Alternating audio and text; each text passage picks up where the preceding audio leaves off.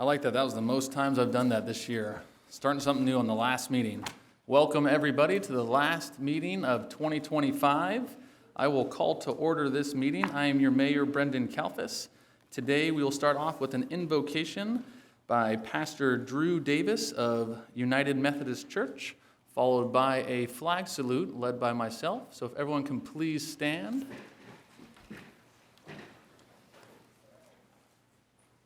Welcome. Good afternoon. Let's join together in prayer. As we gather in this moment of reflection and purpose, we ask your guidance and strength as you lead our beloved city into a new year.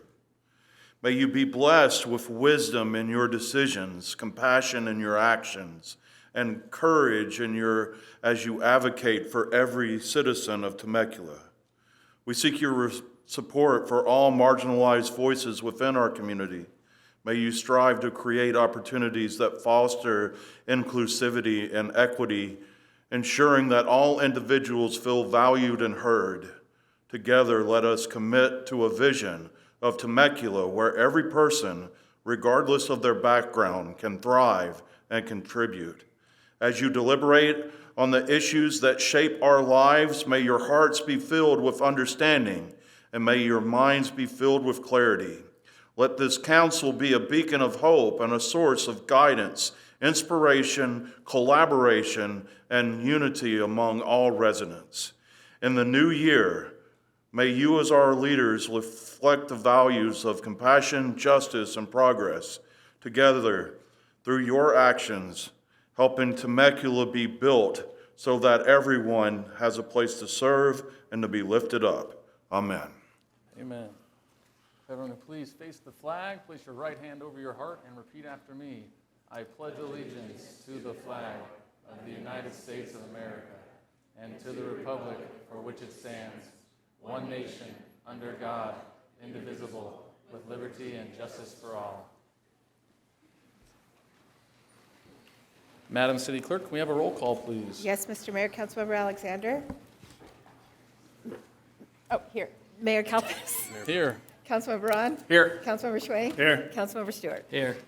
All right, we will start off with our presentations. We have a few retirements this afternoon, and we will start off with Mr. Avlin. Madam City Clerk, would you like to read it off as I walk down? Yes, Mr. Mayor. Yes, our first retiree recognition tonight is Avlin Oddbyer, and the certificates reads, the City of Temecula congratulates. We'll have you come up, Evelyn. We congratulate Avlin, Assistant Director of Public Works, on his retirement after 22 years of dedicated service to the City of Temecula. In 2003, Avlin was hired as an assistant engineer and quickly showcased his hard work and dedication through the many projects he has taken on over the years. He managed some of the city's largest capital improvement projects, including the I-15 State Route 79 South Ultimate Interchange, I-15 Congestion Relief, I-15 French Valley Parkway Phase 1, and the recently opened I-15 French Valley Parkway Phase 2. In his final year, Avlin stepped into the role of Assistant Director of Public Works and has been a steady hand of support for the director, the department, and a reliable source for guidance on complex projects.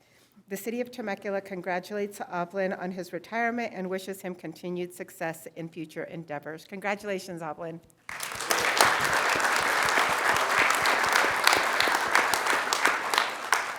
We would love to hear a few words from you, Evelyn. Put you on the spot here. No problem. Super cool. It's been a long time here, and we've got to do some great things. As you may have imagined, the last few weeks, the last few months, I've been getting a lot of, how do you feel? How does it feel? And I've noticed a recurring theme. It got to the point where I was just saying, I feel good, and it feels right. And I thought, well, yeah, the prospect of not having to come to work every day would make anyone feel good. But I started thinking about some of the things that you listed, Randy, and things that we all work on. And yeah, there's some real tangible things we can point to that I've been honored to be a part of. But everyone here that works for the city, one thing we all have in common is that we are, in some way, shape, or form, helping give the city of Temecula, its constituents, our community, something that they want and need to make their lives better. And when I look back on that, yeah, it's cool, the big projects, the huge dollar figures, but really, like, I drive around town and some of my first projects, the smaller ones, it feels good that people get to use these things. And I would challenge, for those of you who have to go to work after this, to let that, to think about that. We all have jobs and people say, well, what do you do? Well, I do this, I check plans or whatever. But really, everyone in here serves the community. And to me, that's pretty cool, and I think that's why I feel really good about what we've all done. It also feels pretty right. I'm part of a larger group that I refer to as the old guard. There's some people here that maybe in the last few years have put in their time. There's some people around here that are ready to finish their time. And so, like many departments, Ron and I and the other managers have been working pretty hard at setting up the department for the future, reorganizing, getting pieces in place, putting the skilled people where they belong, so that the city can keep doing what it needs to do. And that's given, again, to me, it gets back to giving the people the stuff that they need and want to live their best life. So when I think about those two things, I realize that, yeah, it feels good because I'm proud of the stuff we've done. I love that people get to keep enjoying it and live their lives. And I feel like we are ready for the next chapter. So, yeah, for me, it is a career here that was definitely worth working. Other than that, I thank you all for the opportunity. Super happy about everything that we've done, proud of everyone in here, and I hope to see more in the future. Thank you.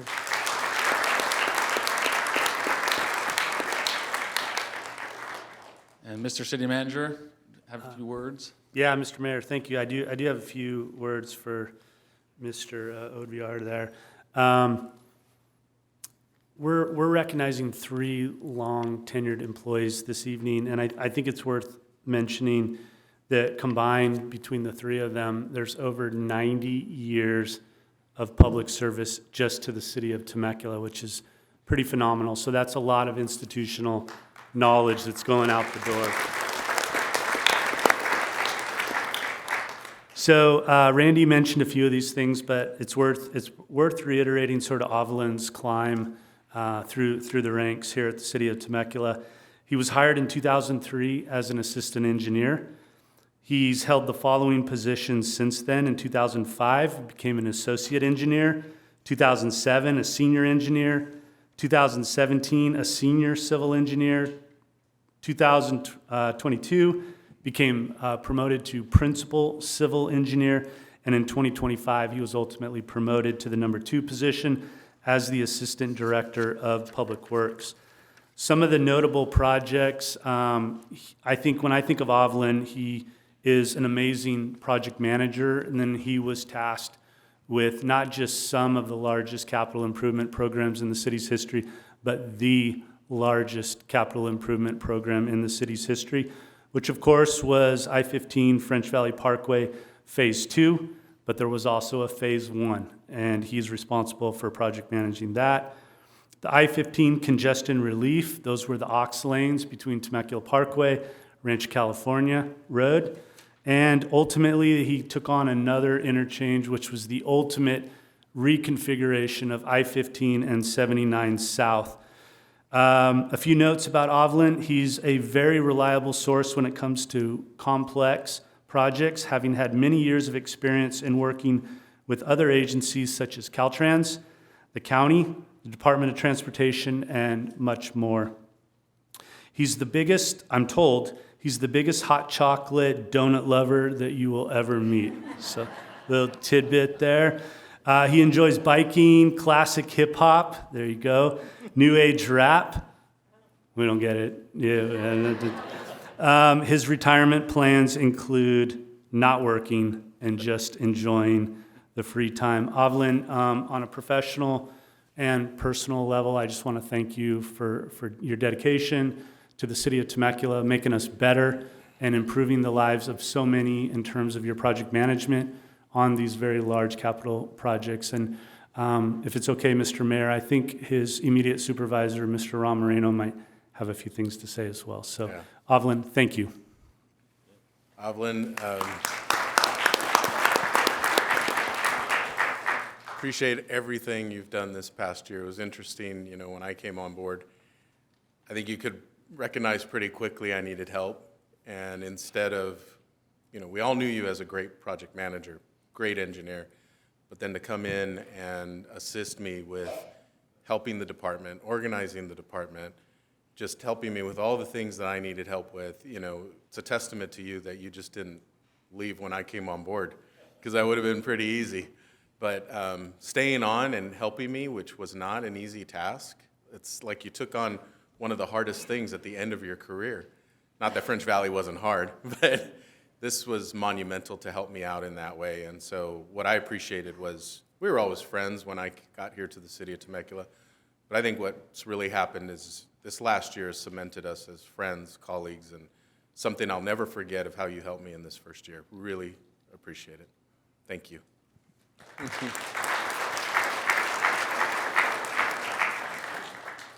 You are going to be missed, Evelyn, but it's always bittersweet because we're sad to see you go, but we're happy for you to retire. You get to enjoy the rest of your life.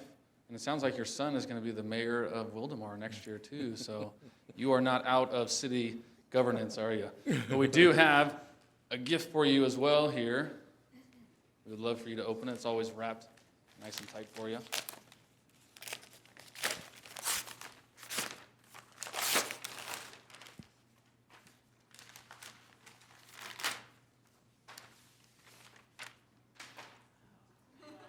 There it is.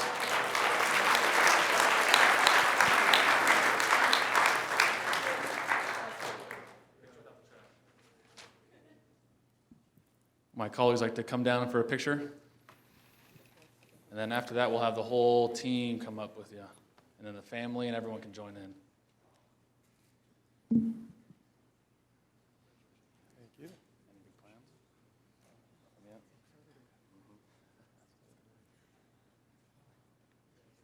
Thanks, sir. Appreciate it.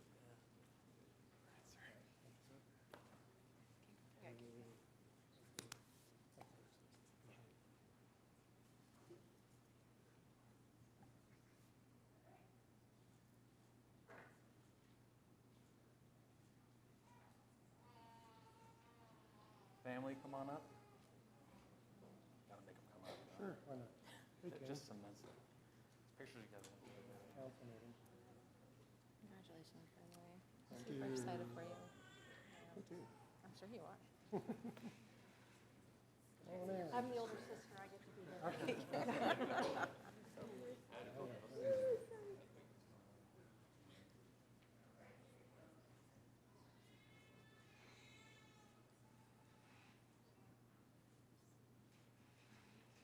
anyone from Hovland's team that wants to come up and join, that would be greatly appreciated. We could do everyone. Yes, all the. Oh, my goodness. How do we all fit? She's good. Short people remain in the front.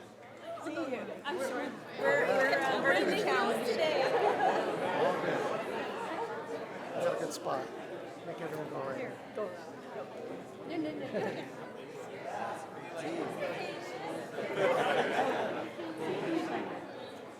Can't see everyone. No, it's No, just. she'll go. Really?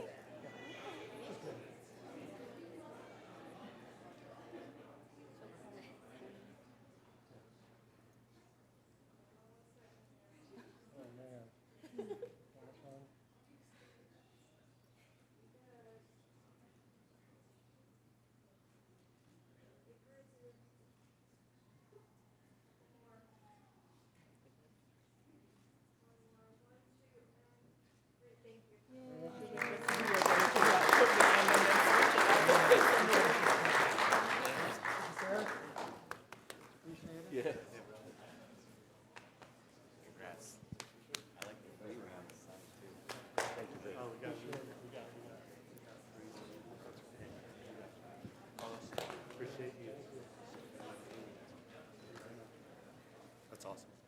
you.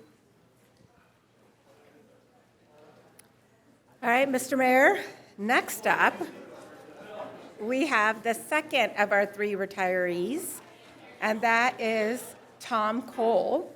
So the city of Temecula congratulates Tom Cole, Field Supervisor in Code Enforcement, on his retirement after 32 years of service to the city. Tom started in 1992 and has since then held various roles in the city, including landscape inspector, community development technician, and code enforcement officer. As a field supervisor in code enforcement, Tom built up and supervised the code enforcement team and mentored numerous officers throughout his career. Some of his major accomplishments and projects include the oldest code enforcement case closed on Paba Road and the hoarding drug house property where a will was falsified. I just want to make sure I was reading that correctly. Where a will was falsified. In addition to this, Tom has served as a union steward for over 10 years and is a wealth of knowledge for both city staff and the public. The city of Temecula congratulates Tom Cole on his retirement and wishes him continued success in future endeavors. Congratulations, Tom.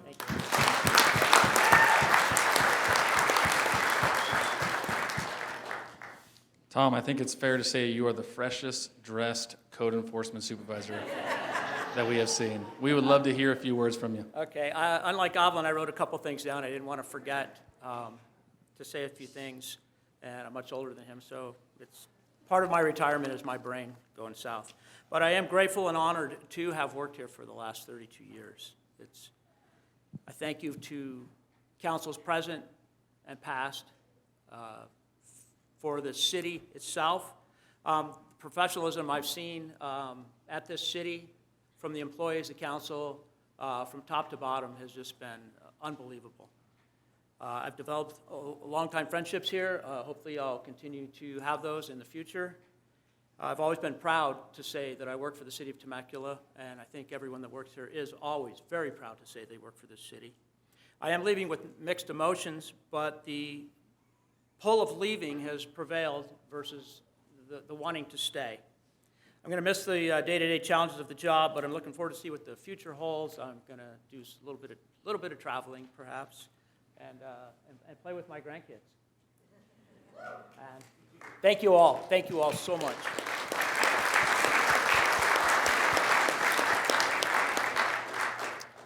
Mr. City Manager, we'll kick All it back right, to you. I like this. Tom, you look sharp. Thank you, Aaron. I think the mayor said it well. I like the fit. I do have a few comments about Tom. Started work in 1992. Tom, like myself, you were an intern here at the city of Temecula. So from one intern to another, we survived. He was a planning intern. He was tasked with purging files with the city clerk's office before becoming a project part-time code enforcement officer, part-time landscape inspector, a community development technician, a code enforcement officer, a code enforcement field supervisor. So you've held a lot of the classifications that we offer. A field supervisor in code enforcement, Tom supervised the code enforcement team and mentored numerous officers throughout his entire career.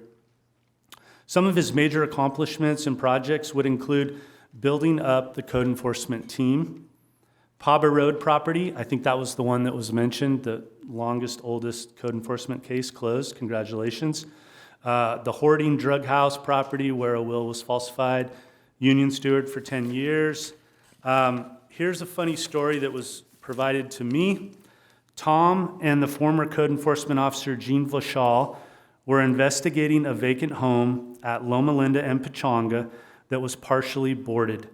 Gene looked through a slat in one of the boards on the home, and there were several loose bowls, B-U-L-L-S, inside. One that was staring right back at Gene through the hole in the board as she was looking inside. I don't know how that story ended, Tom. I don't know how it became a code enforcement thing, but you'll have to tell me later on how we close that down. Tom is a wealth of knowledge for both the city, internal facts, and historical items throughout Temecula. He has been fair with residents and businesses. He's shown empathy which is an important trait in the code enforcement profession. Tom will try traveling. He doesn't really do much traveling. So you're going to try traveling the world, surfing, hiking, spending time with your grandchildren. And I think one of Tom's favorite quotes that we certainly can appreciate is, "I truly love this city." So let's hear it for Tom Cole.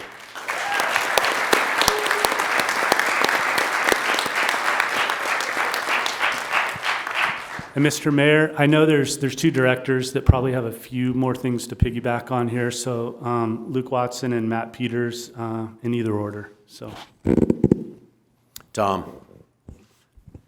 man, you're an absolute legend, and and I think everybody feels the same way. It has been an honor to work with you all these years and hear all the stories and see all the pictures and just become friends, man. So I really hope you enjoy your time in retirement. I hope you don't make yourself scarce around here.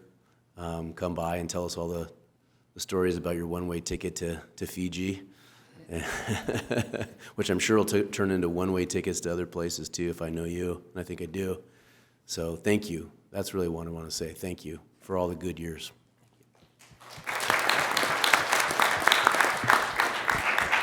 Tom, congratulations on your long career at the City of Temecula. On behalf of the Community Development Department, we wanted to present you with this plaque. And I'll read it out loud for the benefit of everyone. It says, "Upon the occasion of your retirement, Tom Cole, thank you for your years of service, your unprecedented institutional knowledge, unwavering work ethic, dedication to the team, and to your friendship. August 93 through December of 2025. So we mean every word on that plaque, Tom. Congrats.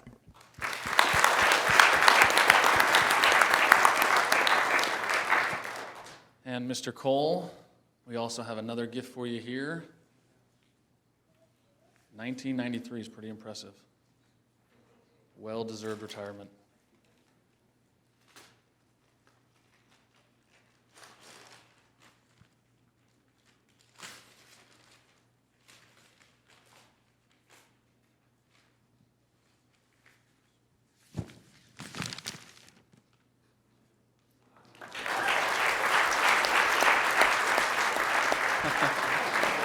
Mr. Tom Colcourt. My colleagues want to come on down as well. Congratulations, Mr. Cole. Thank you so much.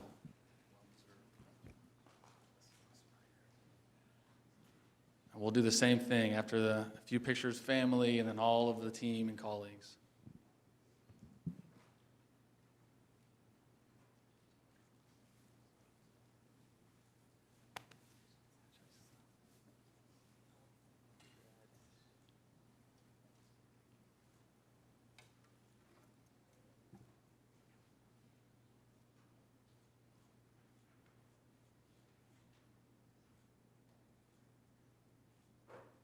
Family, come on up. Mr. Cole's family.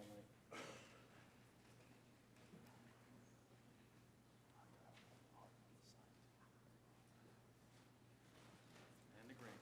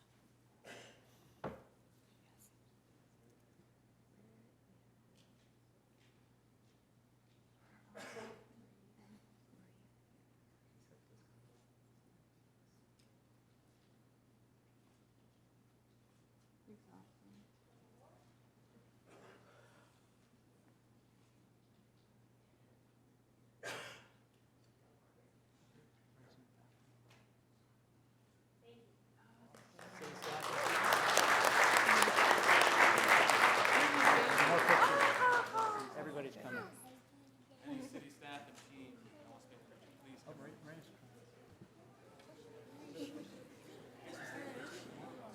Yes, get the pictures. Congratulations.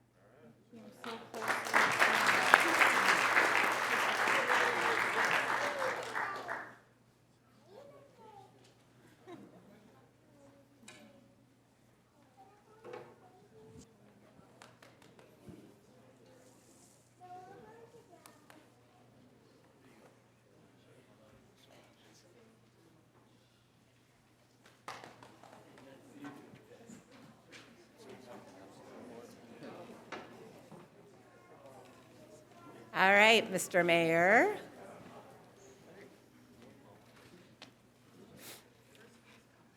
All right, so we have, last but certainly not least, for tonight's retirements, we have Annie Bostroy-Lee.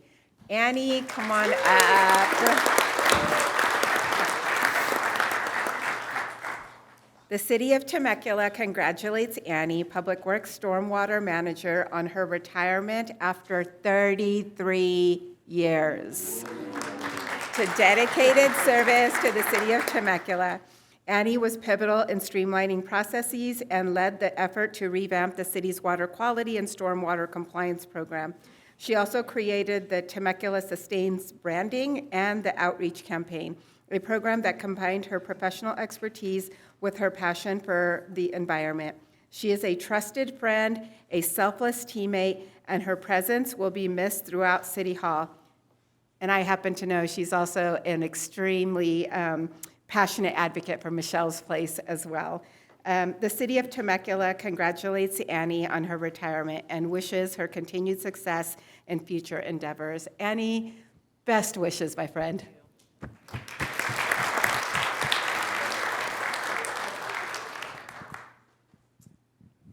Mayor, council, exec staff, and the whole Temecula team, I just want to say, gosh, 33 years. Did that fly? Absolutely. The reason for it to have flown is because there are a lot of projects that really started from a piece of dirt to where we can see the projects come to life, and having Temecula thrive, similar to what Evelyn had said. There's a lot of pieces that our Public Works team has been a part of, and it is so nice to see that your fingerprints are on some of those. But on a side note, I just want to thank everyone for the 33 fun years. It wouldn't have been fun if there wasn't little tweaks along the ways, but again, I will miss every single one of you, and I'm wearing my Temecula pin close to my heart because Temecula would always be a part of me, and I'm a resident here. So thank you, everybody.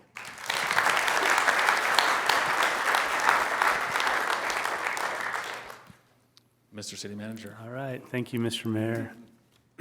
Annie, I think for the general public and the city staff that's here, I think the thing you see in common with all three of these long-tenured employees is their professional trajectory and the different positions that they held. They have that in common, and as they've moved through the ranks, and in your case, 3 decades. So I'm going to run through it real quick. Annie was first hired in 1993 as a traffic technician. She's held various positions over the years. 1994, she became an engineering tech. 1995, she was an assistant engineer. 2002, she became a special projects engineer. 2017, she was an associate engineer 2. In 2022, she promoted to senior management analyst. And in 2023, she became a project manager. Some of Annie's most notable projects included the Public Works Interface and Workflow Project. I know, Annie, you and I worked on the PIT team together back in the day, accomplished a lot there. She also revamped the city's water quality and stormwater compliance program. She created the Temecula Sustains brand, the city's conservation outreach program. And as was mentioned, Annie has a kind soul and will always be there for her friends and the people that she cares for. She's always thinking of others and places human kindness above all. Annie decorates for every holiday. Yes, every holiday, but we love to see it. Her retirement plans include continuing her philanthropic work. As was mentioned, she's a staunch advocate for Michelle's Place and doing the good work there. Home projects and travel. So, Annie, thank you for 33 years. I'll miss you. I know we'll stay close and the friendship will continue. So thank you for all your time. Appreciate you.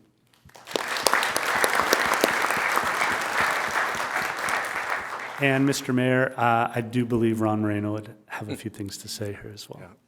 Well, thank you, Annie, for everything. I think it's interesting that tonight we not only are honoring you for all your time of service, but it's interesting that we're talking about Evelyn tonight, too. Evelyn has been instrumental in this last year for me, and I always think back to when I first started here 8 years ago, and you were there to help me and share your knowledge, do all the things that you did to make me successful, and I really appreciate that because that first year, I was just trying to get to know the city, trying to get to know people, and you were one of the ones that didn't hold back on everything that you were able to share and contribute.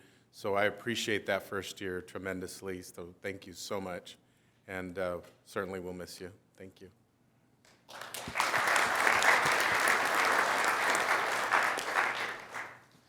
So even though you like to decorate for all the holidays, you have to unwrap this gift right here. Let's see. Should do the double wrapping.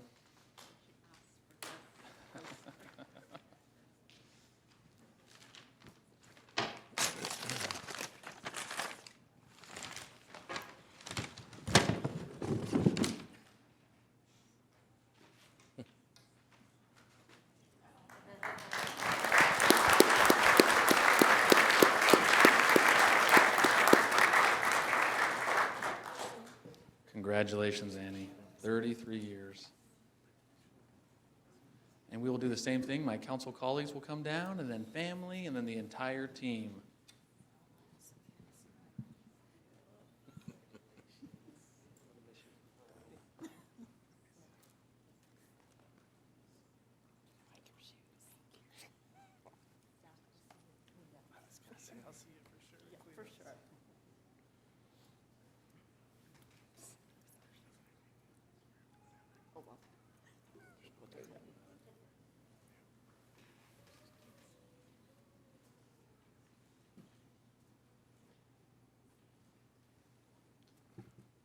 Now, family, friends, city staff, everyone want to come on up? And come on down.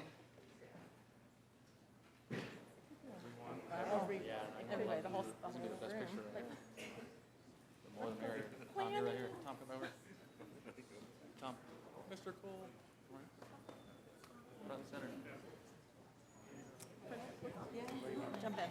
Where'd Alvin go? Yeah, right here, right next to him. Evelyn, jump in. You should hold your signs up. I know, but it was kind of your show.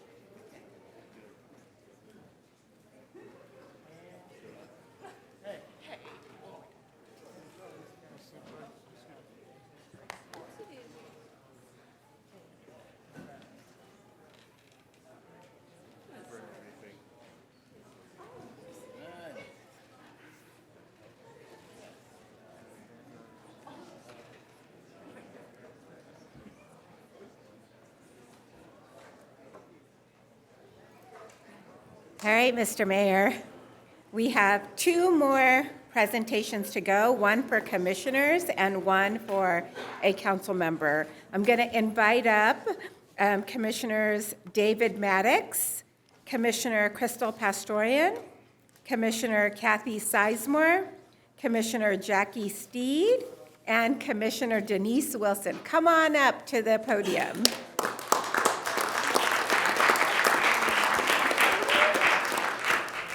So today, the City of Temecula would like to take this opportunity to express our sincere gratitude for your years of service, 5 specifically, with the city's boards, committees, and commissions. Together, we celebrate this milestone of 5 years and recognize your contributions of time, talent, and commitment.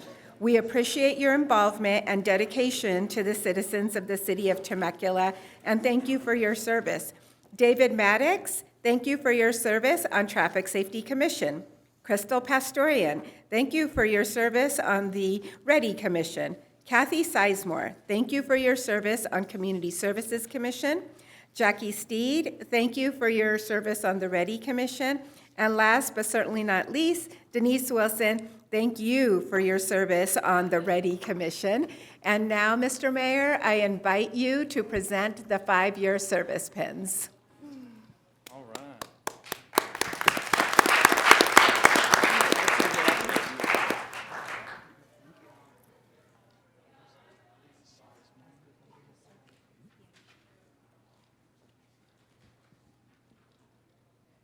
Wilson and Mrs. Steed. Congratulations on 5 years. Next stop, the 10-year pin. And Mr. Mayor, I also believe there's a certificate there as well to go with the pin.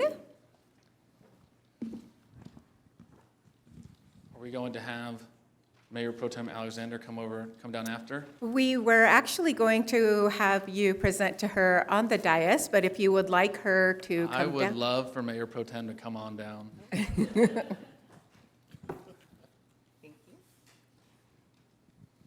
Would any of my commissioners like to say a few words? Yes, Mrs. I'll Wilson?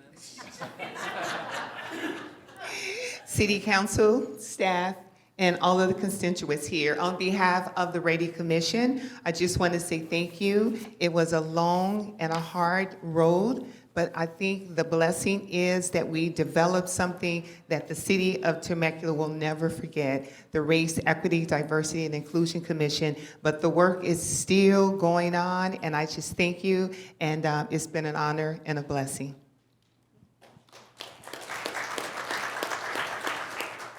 Thank you all for everything you have done and will continue to do for our city. Ladies and gentlemen, our 5-year City of Temecula recipients.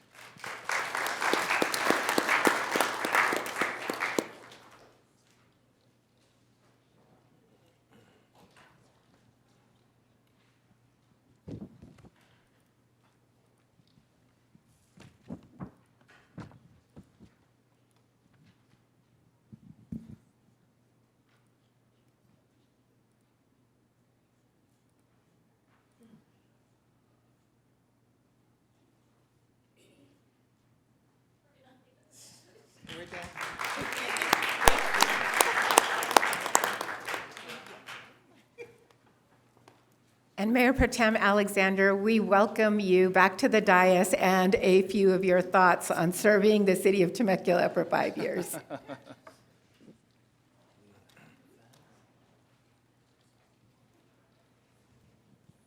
Mayor Pro Tem, any words? Why, yes.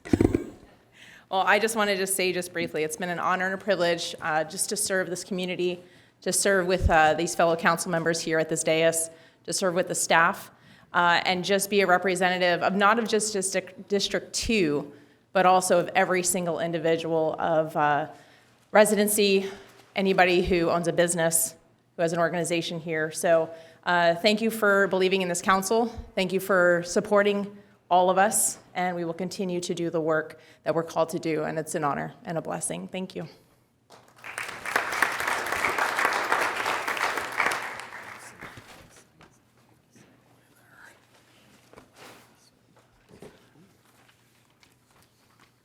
Alrighty, we will move on to our presentation regarding citywide projects by Public Works Department and Office of Public Information. Mr. Moreno, kick that off to you for a staff report.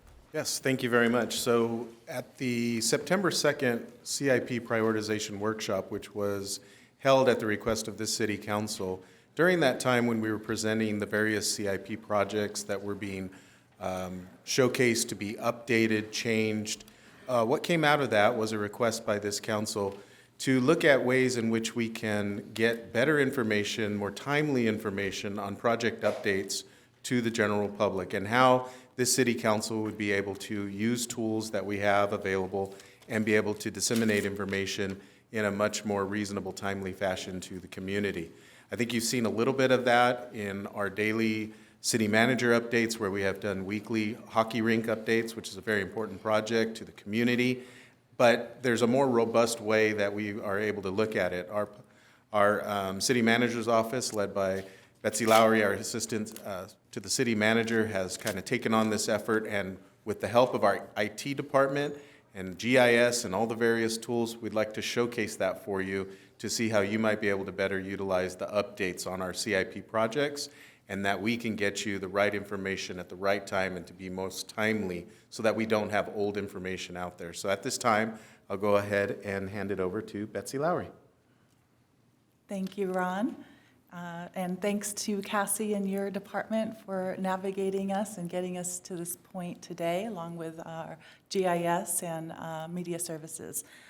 Good evening, Mayor and City Council. For the public's knowledge, the Office of Public Information is housed within the City Manager's office. We work with every department here at City Hall to share information with our community using a myriad of methods to reach all Temeculans. In this case, we've been working very closely with Public Works and IT's media services and GIS divisions on specifically citywide projects. Where can the public find information on projects throughout the city? With a $900 million capital improvement program budget for public projects, endless new businesses and private developments, and also other public agency projects within the city, Temecula has quite a story to tell. And the primary resources to find projects are on the screen there. Sign up for e-blasts, as you can see. And also December's edition is being sent out tonight, so sign up, as you can see on the screen. In January, we'll be mailing out an all-new Inside Temecula to every address in the city, and it will be published also online. If it's worthy, we'll do this every January as a reflection back on recent projects completed in the year prior, as well as a look into the future. We'll get to social media and web pages next. And for the prolific reader there, the city projects are in the budget book. So, social media. Since the CIP workshop, we've committed to posting at least one project weekly, and that includes public project updates and also private developments or new businesses. TCSD is also including Parks and Rec and is posting progress reports on park-related items, so I added Mr. Wooten to our slide there. Check out Parks and Rec social media as well. These have captured 1.6 million views so far.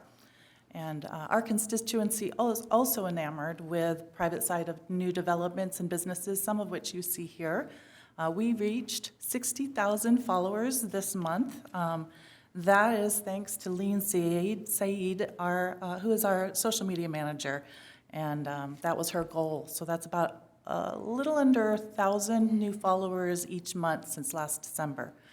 She keeps the community engaged with informative facts that sometimes can be entertaining. So while off topic, we likely gained 500 more followers thanks to Ryan and Jeff from Facilities. While getting ready for the parade the other night, they played out Elf to let everyone know Santa was coming to Old Town. I had to add that because it was so funny. Let's go. Okay, people, tomorrow morning, 10 a.m., Santa's coming to town. Santa! Oh, my God! Santa here? I know him. They were perfect. Okay, so we do have to keep our viewers engaged, and so every now and then we'll throw something entertaining that also has a good message with it. But for citywide projects, social media is just the here and now. It's about a project that's happening at that moment. But what we need and what we have developed, and actually I can't take any credit for it, I will give all the credit to Aaron Matthews and Jonathan Hall for web pages and a story map. But that's the place where we will house all of the projects with continuous updates. So I'm going to go live here. Hopefully that works. And so on this website, which is actually no longer /CIP, it's /projects, you click on the map, and I'm just going to walk you through live time. And this is called a story map. I don't know if Aaron Matthews is in the audience, but he deferred to me to show you his beautiful project here. But as you can see from the top tabs above, we have circulation projects, infrastructure projects, parks and recs, other public agencies, and private developments. So, and you can also just scroll down, and it is friendly on the phone as well. So if, let's just say you wanted to look at circulation, click that tab. Let's look at the Butterfield Stage extension. It'll take you there. And then it will have some, it'll have some links to show what that project is about. And you can go on down. I was going to show you the Nicholas Road expansion or extension to Butterfield, actually. And while that's here we go. And we'll add links along the way as progress is made, but there are links with photos as well as sometimes videos, depending on the project. But it's very easy to navigate. You just always go up to the top of the intro, and then you can decide which one. So for a private property, let's see the Elderberry, that's happening, and this is through a developer, so this is not city, but you can click on the information there, and you might find a post that we posted about the project that has information and how many homes and all of that. So this story map is going to be very helpful. It also, for larger projects, let's see, it will take you, let's go to other public agencies, Marietta Creek Phase 2B, for example. That is flood control and U.S. Army Corps of Engineers, but we will have updates as well. And this has its own webpage at the city. So you can see some high-profile web pages that will be on the left side. And if you would like a web page for a particular project that you think is high-profile and not yet listed, let us know. So I encourage all of you to check out our web pages and our story map. Thank you very much, Mrs. Lowry.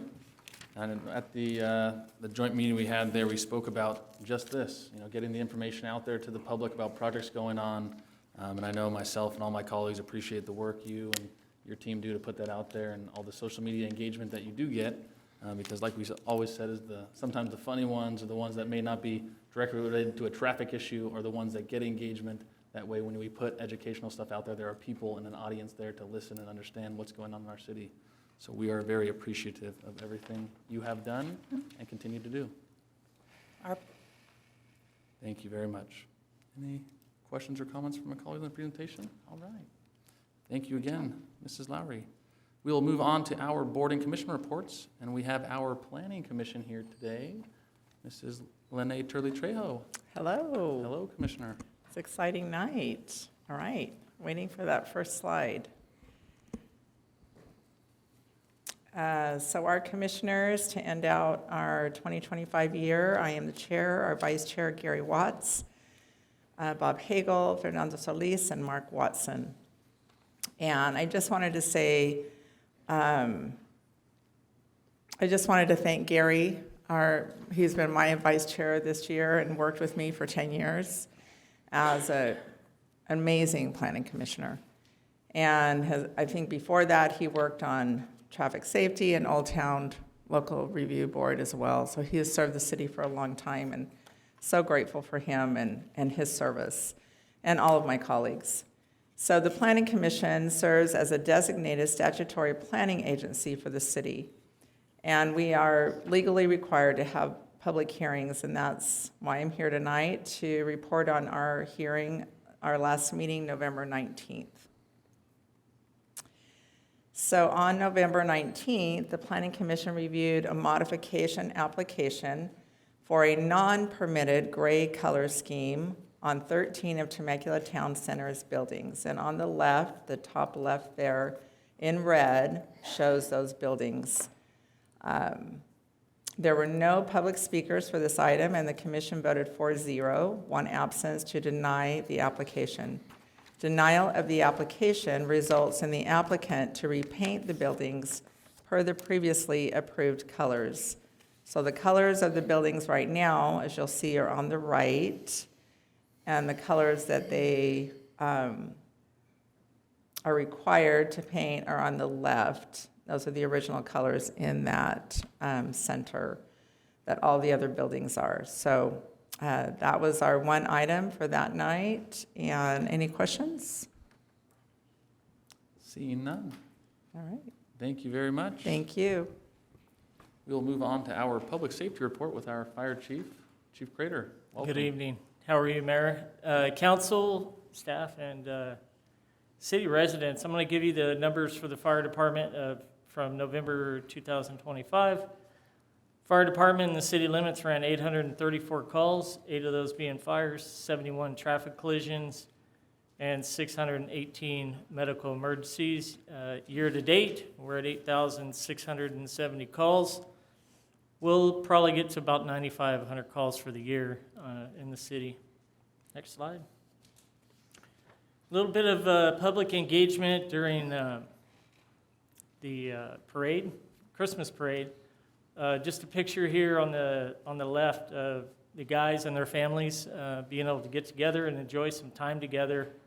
But the guys at Station 12 are always into having some kind of public engagement. So they built Santa's sled, and they had a hot cocoa bar set up, and they were handing out hot chocolate during the parade. It always amazes me how many people come downtown Station because they come to visit Old Town Temecula.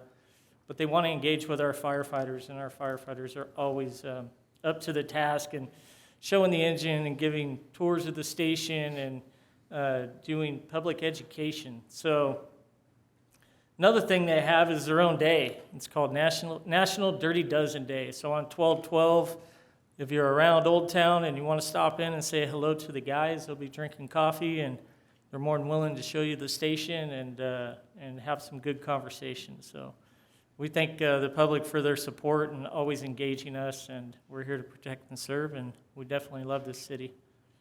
That concludes my report. Thank you very much, Chief. Any questions or comments from my colleagues? Seeing none, thank you again, Chief, for all that you do. We'll move on to public comments on non-agenda items. Madam City Clerk, do we have any public comments? Mr. Mayor, we do have a few public comments. The first speaker is none other than Mayor Cindy Warren, who we are so happy to have today. Welcome, Mayor. To be followed by Ron Larson. Welcome, Mayor. Well, thank you for having me. This is probably a little unorthodox, but I'm a little unorthodox to begin with. It's been a wonderful year. We have had the pleasure of serving together, Brendan, you and I, and we have accomplished a lot in our year. And I think the most important thing about you that you have done is you're present. You are on task, you're engaged, and you are a true public servant. And that should not go unnoticed.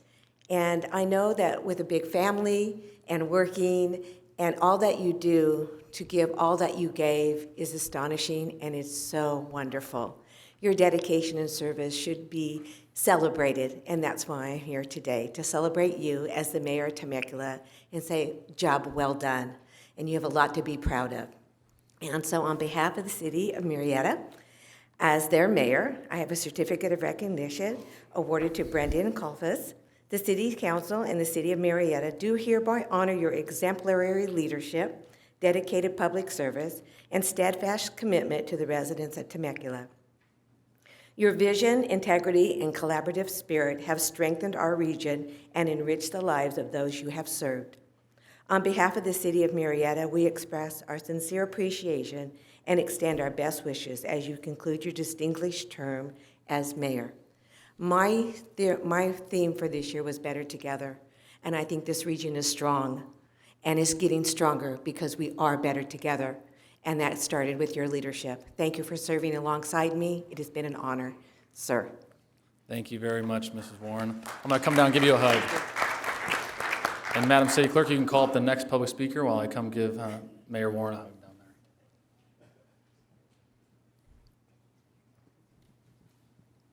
there. Mr. Mayor, I will respectfully wait.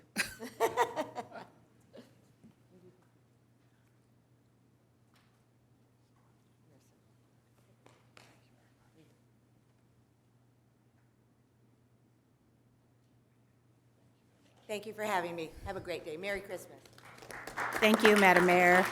The next speaker is Ron Larson, to be followed by our last speaker on non-agenda, Ernie Castro. Welcome, Mr. Larson. Welcome. Thank you. Good afternoon, Mayor Kalfas, council members, city staff, and fellow citizens. I am here today to thank you all for your hard work and commitment to everyone in Temecula. Today's political environment has fractured our entire country, and I believe it more critical than ever for local leaders to set an example of reasonable and rational behavior. I am not so naive as to think all of you agree on every single subject. However, I do believe that each of you care deeply.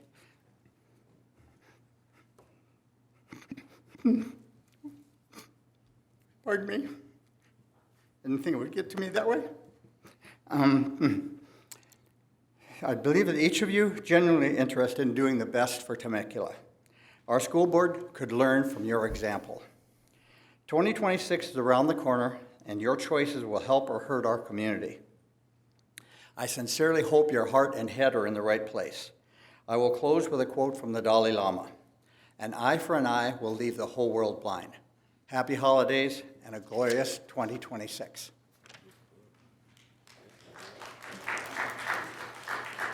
Thank you, Mr. Larson. And our final speaker on non-agendized items is Ernie Castro. Welcome, Ernie. Welcome, Mr. Castro. Good evening. Thank you for having me and allowing me some time to give you an update on the economic development sponsorship between BTV, Beck Temecula Valley, and the city. The agreement provided funds for BTV to host 3 events: Ride the Vines, our charity bike ride, a Halloween ride to show off the lights in Harveston, and a holiday ride that'll be this Saturday in Harveston. First, our Ride the Vines was a successful event with 188 riders. We had no safety or medical issues, and more than a third of the people were from outside of Temecula. The event showed off the cycling infrastructure and opportunities to ride in wine country. The event raised $12,000, with $7,000 of that going to Mission Hope and the other $5,000 going to other nonprofits in the Temecula area. The event also included a bike skills course for children and taught bike safety. It was hosted by a group called Walk and Rollers that sponsors these types of events. The money we raised from the event is going to go towards us getting a certified bike instructor through the American League of Bicyclists. We had 4 different school bands were given the opportunity to perform, including Bella Vista and Temecula Middle School, which was their first events of the year. We worked closely with local businesses, including AC Pro, DCH Auto Group, Milgard Windows, Rincon Group, Sierra Club, Presti Filippo Family, Eat, Krispy Kreme, Team One Restoration, and all 4 of the local bike shops in Temecula. We held an after party at Bailey's in Old Town with approximately 100 people attending and a live performance from the local band The Other Side. So I think we were the first live performance after they shut down, so we were really proud of that. We also worked with the Temecula Citizen Corporation to provide emergency communication, which allowed them to test all of their equipment throughout the Temecula area. And the bulk of our sponsors from the event came from the National Charity League. So we had over 100 moms and daughters out there helping the event. Overall, I thought the event was very successful and brought the community together. The Halloween ride was held on 25 October, and we had 88 riders, again, with no medical or issues with safety. All the feedback we received from the event was that it was very well received. The holiday ride will be this Saturday. We'll be gathering at 6:30 and rolling out at 7, also in the Harvest Inn community. We hope you guys can come out and visit. I know Councilmember Schwank is a big supporter of that event because he started it. So thank you very much for everything you've done as a council to support Bike Temecula Valley, and we look forward to working with you in the future. Thank you.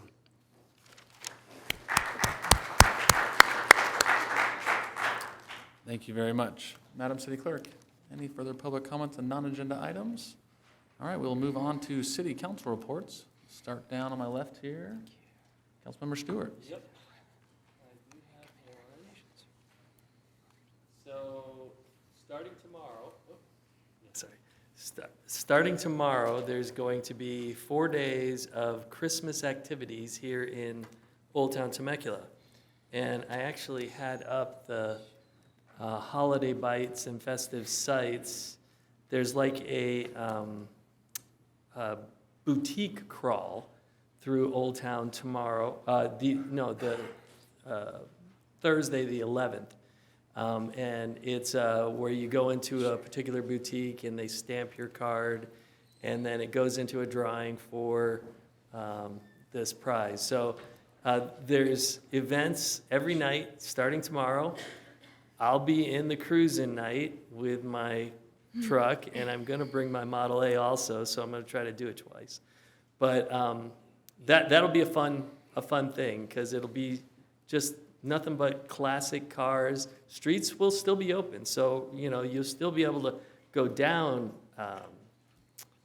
Front Street, but there'll be a lot of classic cars all lit up, just like my truck right there. So come down the rest of this week and get your holiday shopping in. So that's it. Thank you. Thank you. Councilmember Ron. Yeah, just a couple of quick items. One was I was happy to, I serve on the board for the MSJC Foundation. They had a great scholarship event earlier this week, giving out about $100,000+ to some very well-deserving recipients. And so just wanted to thank MSJC for being just a solid member of our community, and for all the businesses and individuals who help support those scholarships as well. And just wanted to report out, last week I spent a few days in DC, sort of last minute and unexpected, providing some testimony on firefighter health and safety issues, and hopefully pivoting Congress to provide some deeper protections for occupational exposure, cancer risk, and behavioral health. But while I was there, not to miss the opportunity, of course, swung by all of our representatives' offices here on behalf of the city of Temecula. Happy to report back, of course, they're doing their darndest to ensure that Temecula is a top priority for funding and resources, and truly understands the importance of transportation funding in particular. So, and I told them, I said, tomorrow or next year would be a great year to secure that next $50 million grant from the federal government. So we'll look forward to working on that. Thank you. Thank you very much. Councilmember Ron. Councilmember Schwank. Yes, so before I put my first slide up, I just wanted to take a second. I know they're all gone, but I wanted to just say thank you to Ovlin, Tom, and Annie for all their dedication to the city and the community at large over the years. And I think that it's truly a testament, and I certainly couldn't say anything greater than their colleagues said, and that's not the point here. The point is, when you see the amount of their colleagues in the audience and folks that have retired and moved on and come back, you realize that the importance that they have in our city, and I wish them the very best. And I think there's some Temecula lore that maybe Tom rode one of those bulls out of that house or something along those lines. So I think that's what I heard. Anyways, okay, I'll put up my next slide or my first slide. So I wanted to just remind everyone that on New Year's Eve, we'll be doing our grape drop. It's here in the Civic Center Quad from 6 to 10 p.m. It's looking to be another wonderful evening of music and celebration and ringing in the new year. So for more information, you can visit our website at temeculaca.gov/holidays. Next slide. And then really excited about this. Or if anyone's even driven past this area, I've received a few texts or calls. What is that building that's popping up over there by Ronald Reagan? Well, this is an enclosure for our hockey rink, and we're going to be doing a ribbon cutting on Saturday, December 20th at 2:30 in the afternoon. So if you're around and want to see the state-of-the-art hockey rink over in Ronald Reagan Sports Park, please come and join us. And I believe that same day, it's actually on consent this evening, assuming it gets approved, that we'll be breaking ground on our skate park as well. So we're really excited about these projects. They're long anticipated and really adding a ton of value to our community. So looking forward to that. And next slide, or that might actually be my last slide. I think that's it. Thank you very much. Thank you, Mayor Pro Tem. All right, thank you, Mayor. Before I get my first slide, I just wanted to say thank you to the Community Services Commission that was finished up last night. Unfortunately, I wasn't able to make it, but it's been an honor to be able to serve with all of you with dignity, and your service has just always been outstanding. So I just want to say thank you guys for each and every one of you for what you've done for the city. My first and only slide, if we can put that on, please. Beautiful. So I just want to let everybody know this was a real honor. I just got appointed to the League of California Cities Public Safety Committee. It's something that you have to do basically just put your information out there and see if they like what you have to say, what you've done. And with my background as a former police officer and military, I think I bring a lot to the table. And so it's a blessing to be able to represent our city. And we'll be heading up there. I'll be heading up there in Sacramento in January to start basically working with the Cal Cities on policy making and processes and advocacy for our city and our region area. So I find it to be very important. There's over 400 cities officials that serve, and there are 7 different policy committees. And for this specific committee appointment, I will be working on things such as law enforcement, fire, life safety policies, emergency services, and disaster preparedness. So I look forward to being able to continue to work with our council and bringing forward what the city needs as safety precautions and just being able to make the city safer and better. So I'm just very blessed and thankful. Thank you, Mayor. Thank you very much, Mayor Pro Tem, and congratulations on that appointment. Looking forward to bringing some stuff back here to our council and telling us all about it. You can put up my first slide, please. So this weekend, my family and I went to a few grand openings of businesses here in Temecula. The one on the left is the Lemon Bar, and the one on the right is the Spine and Vine. We love seeing new businesses come in here. These are family-owned and operated businesses, and we wish them nothing but tremendous success, and kudos to our economic development team for getting businesses like this in here and doing everything possible that we can to see them shine. So we had a great time at the Lemon Bar grand opening and the Spine and the Vine, which is another bookstore added to Temecula. So we had a great time with those 2 businesses. Next slide, please. And then we just had the Christmas parade. I wanted to give a special thanks to Paradise Chevrolet, who let my family and I borrow a truck to ride in the parade. It was awesome. It fit my whole big family, and Community Services did another fantastic job on another fantastic parade. That is probably arguably my favorite event of the year. I love riding through that and seeing all the happy people and families and everyone wearing the Santa hats and all the kids yelling 6-7 out there. It was pretty awesome. So we had a blast and another great event by Community Services. So thank you for everything you and your staff do, Director Rousseau. And I think that is the last one. I did want to just make a little note that we do not have our ice rink out there in front of City Hall. There's been a lot of chatter on social media and around the city asking if it's coming or if it's not coming. It is not coming this year, but there are 2 other ice rinks in the city of Temecula, one at Galway Downs and one at Peltzer.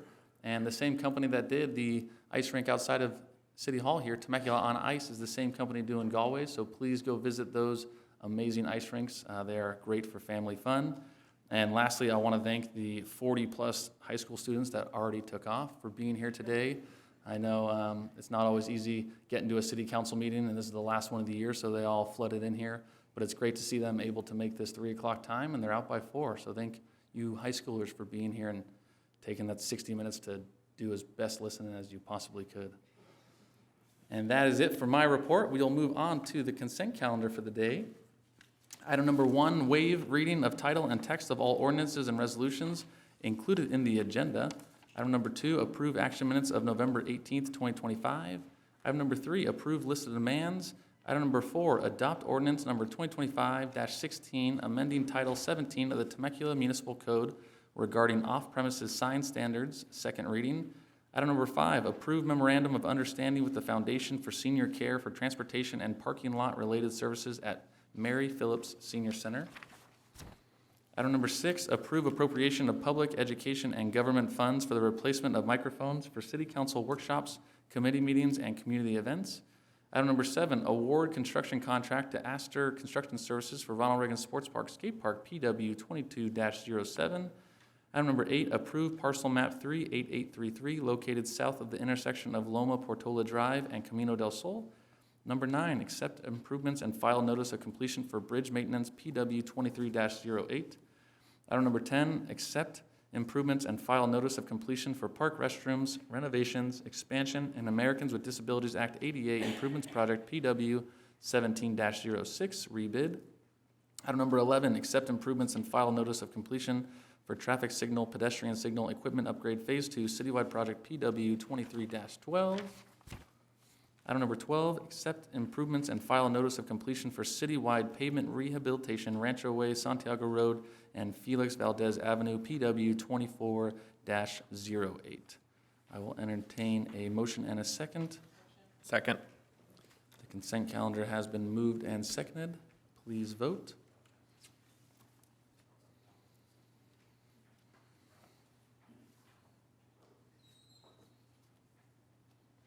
And the consent calendar passes 5-0. With that, I will recess the city council meeting to the scheduled meeting of the Temecula Community Services District with President Schwank. I will call Temecula Community Services District meeting to order. Madam Secretary, please let the record reflect that we're all still here. Do we have any public comments on non-agenda items? Okay, moving on to our consent calendar, we have one item. Item 13, approve action minutes of November 18th, 2025. I will entertain a motion and a second. Second. Okay, let us please vote.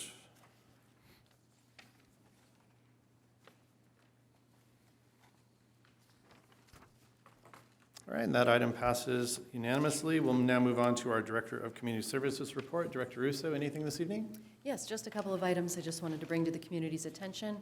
First of all, this Saturday, December 13th, we'll be celebrating our final Culture Day event of the year, which is our annual Holidays Around the World celebration. Be sure to come to Sam Hicks Monument Park right in front of Temecula Valley Museum on Saturday from 11 to 1 and enjoy lots of good snacks, music, and crafts. Also, we are just opening our newest exhibit over at the Temecula Valley Museum, which is called She Sang Me a Good Luck Song exhibit, which is an exhibit of Native American photography. So highly recommend checking that one out as well. That will be there until February 8th. And then finally, we have our newest mural. That mural goes along with our Holidays Around the World celebration, and that will be up over at the museum from December 6th through February 8th. And that concludes my report. Great, thank you very much. General Manager, anything? Nothing further, Mr. President. Thank you, sir. Board of Directors, anything? All right, seeing nothing, we are adjourned. All right, we will move on to the successor agency to the Temecula Redevelopment Agency. I will call to order this meeting. Madam City Clerk, please note that we are all still here. Do we have any SARTA public comments on non-agenda items? We will move on to SARTA consent calendar. Item number 14, approve action minutes of November 18th, 2025. I will entertain a motion and a second. Motion. Second. That has been motioned and seconded. Let us vote.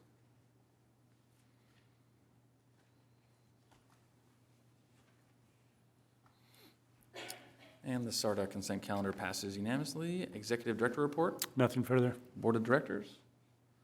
And I will adjourn the SARTA. Temecula Housing Authority has no meeting. Temecula Public Financing Authority has no meeting. I will reconvene the Temecula City Council meeting. And we will move on to business item number 15. Consider agreement extension with Care Solace for 24/7 essential health care support and coordination, and provide general direction regarding the same at the request of Mayor Pro Tem Alexander.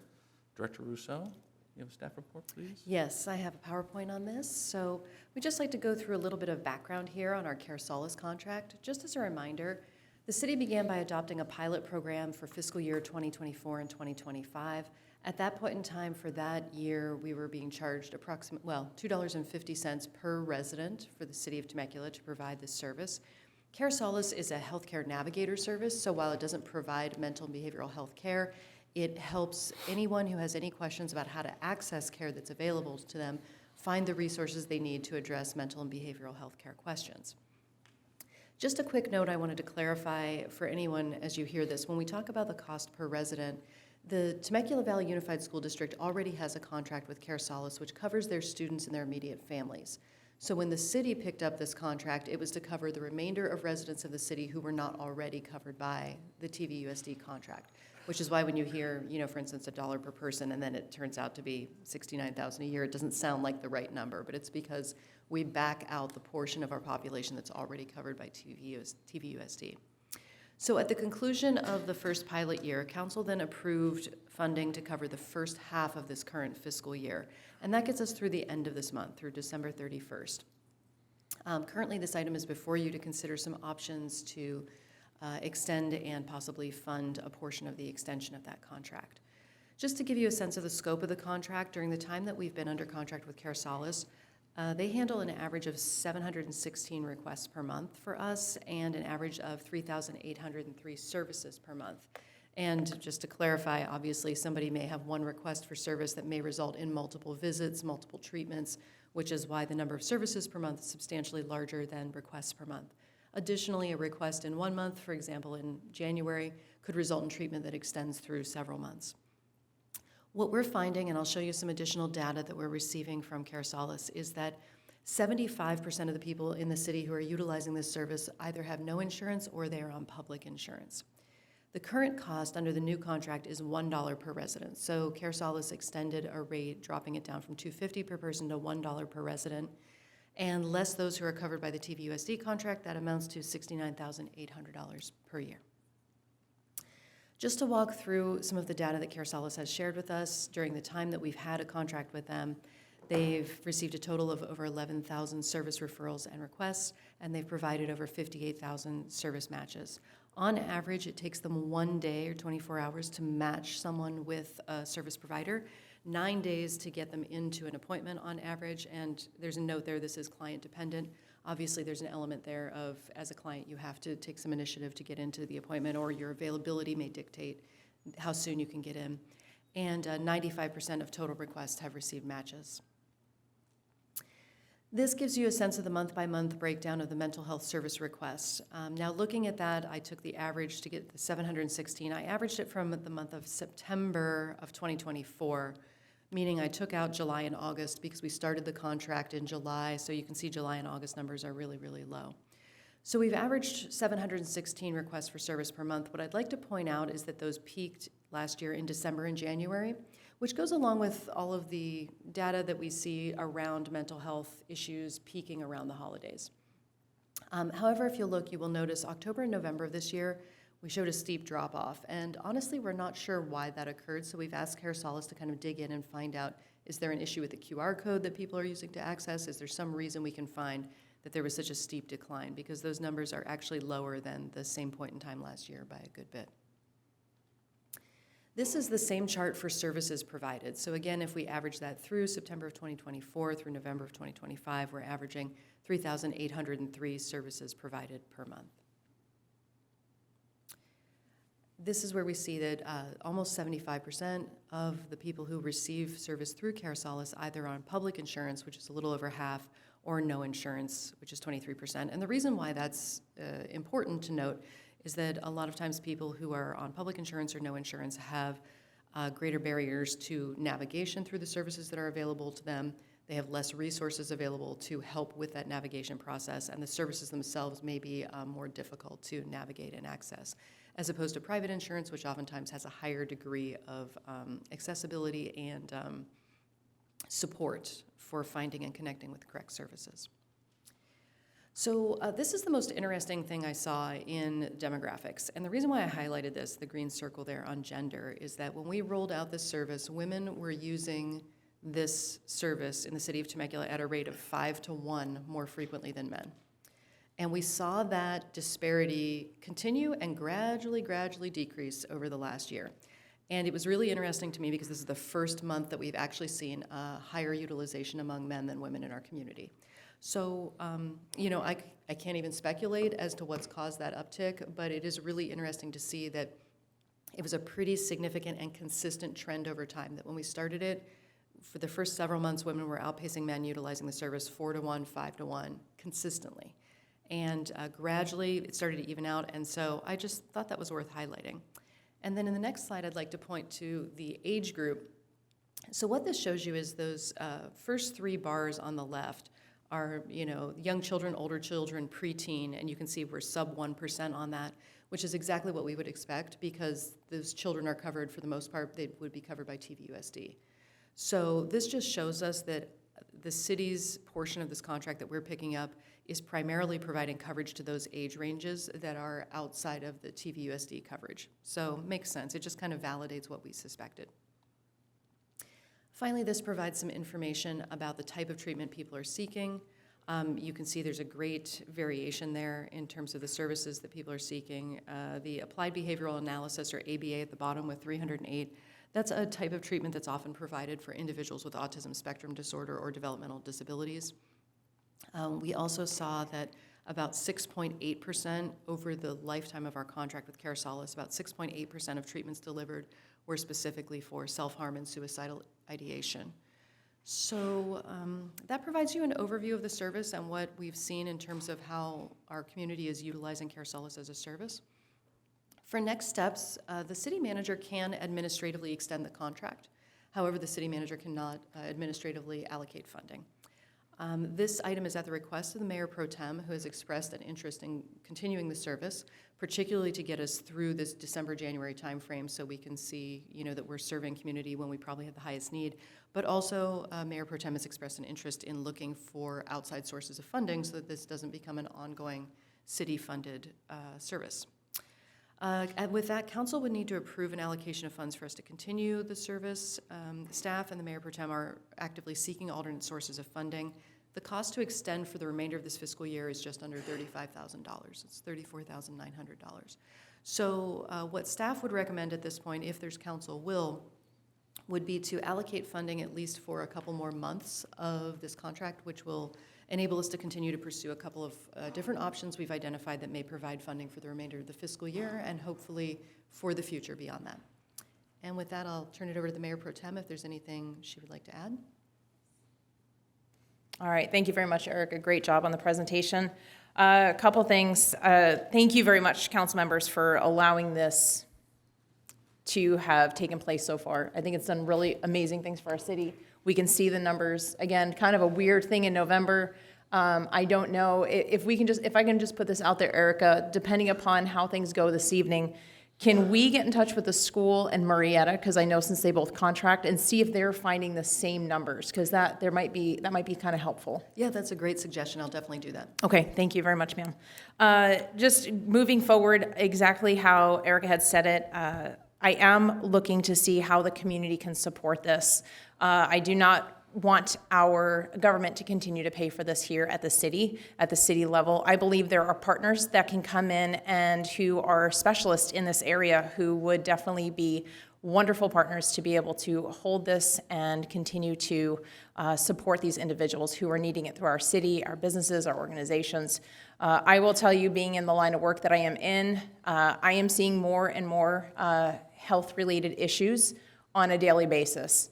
It is a very sad situation, but there is help, and that is what we have been able to offer our community and our residents for $1 a piece. So as of right now, I am asking the council to continue to further this.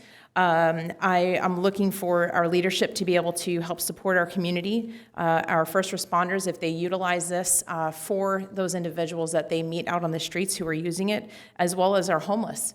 This gives a lot of opportunity for even those individuals who are needing help in those areas as well. So again, we will continue to look for outside partnerships. We already had conversations starting, and I have stuff on the calendar right now to continue those conversations to making sure that this stays funded and not in the hands of the city. So with that, I'll take any questions or back to the mayor. Any questions of Mayor Pro Tem? No questions, Mayor Pro Tem. Are you good for council discussion? All right. We'll start off with Councilmember Ron. Yeah, thanks. So I appreciate the update, and I know it's a invaluable resource. I'll just reiterate what we said at the budget hearings earlier in the year, which was, this has been a decades-long failure, starting with the federal government to our state government to our county government, for their responsibility to provide behavioral health services to our communities.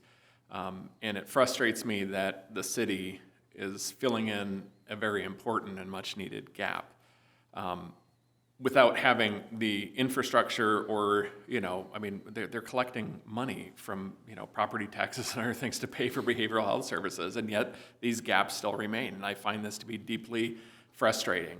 That said, though, if there is a gap and the city can help and fill that, then I strongly endorse and support the opportunity. Acceptance and adoption and use of behavioral health still has a fairly significant stigma around it. And I don't know how much that plays into the numbers that we see within our own community, but I do know that statewide and even nationally, that is a big deal. So one of the things I'm hoping we can just kind of add in, so 100% support the funding, but and also 100% support finding additional or alternative funds to help shore this up and provide the kind of sustainability this program deserves. But can we also spend maybe the next 6 months and look toward a little bit more on the outreach and education to help make folks more aware of the resources that are available, and kind of come up with a plan that, again, if it, requires additional resources or funding, let's figure it out, because getting that message out there, keeping that resource alive, and letting the community know, that this is available is kind of a critical piece of that puzzle, and I think the longevity and sustainability of that demands that kind of attention. So I'm hoping we can just kind of dovetail that in for the next 6 months, if you wouldn't mind. Thank you very much. Thank you very much, Matt Ron. I definitely agree with what you said, especially at the end, where, let's give education. We want to do it in a wise way, but at the same time, if we're going to do a warm handoff to an organization, I'd like to have the opportunity to be able to continue educating people now, giving them a warm handoff to whoever takes this and continue to run with it. So that way people get the help, because we see it, we know it. So thank you. That's a great idea. Would you like to make a motion, Mayor Pro Tem? Mr. Mayor, for the record, there are no public comments. Thank you, ma'am. All right, thank you, Mayor. I'd like to make a motion in order to have this council have another 6 months of this contract and with Care Solace. Second. Has been motioned by Mayor Pro Tem and seconded by Councilmember Stewart. Just to be clear, Mayor Pro Tem, so the approval of the contract, but also the appropriation of the additional $35,000 to accompany that, take us through June 30th of 2026, while we're also exploring alternative sources of funding in the process. The general fund will be the backstop in the event we can find some grants or other sources of color of money. Yes, sir. Thank you. Let us vote. And item number 15 passes unanimously. We will now move on to item number 16, receive and file report regarding the regulation landscape related to the electronic bicycles and motorcycles, and provide general direction regarding the same at the request of Councilmember Stewart. May we have a staff report, please, Madam City Clerk? Yes, Mr. Mayor, and just wait for those slides to go ahead and come on up.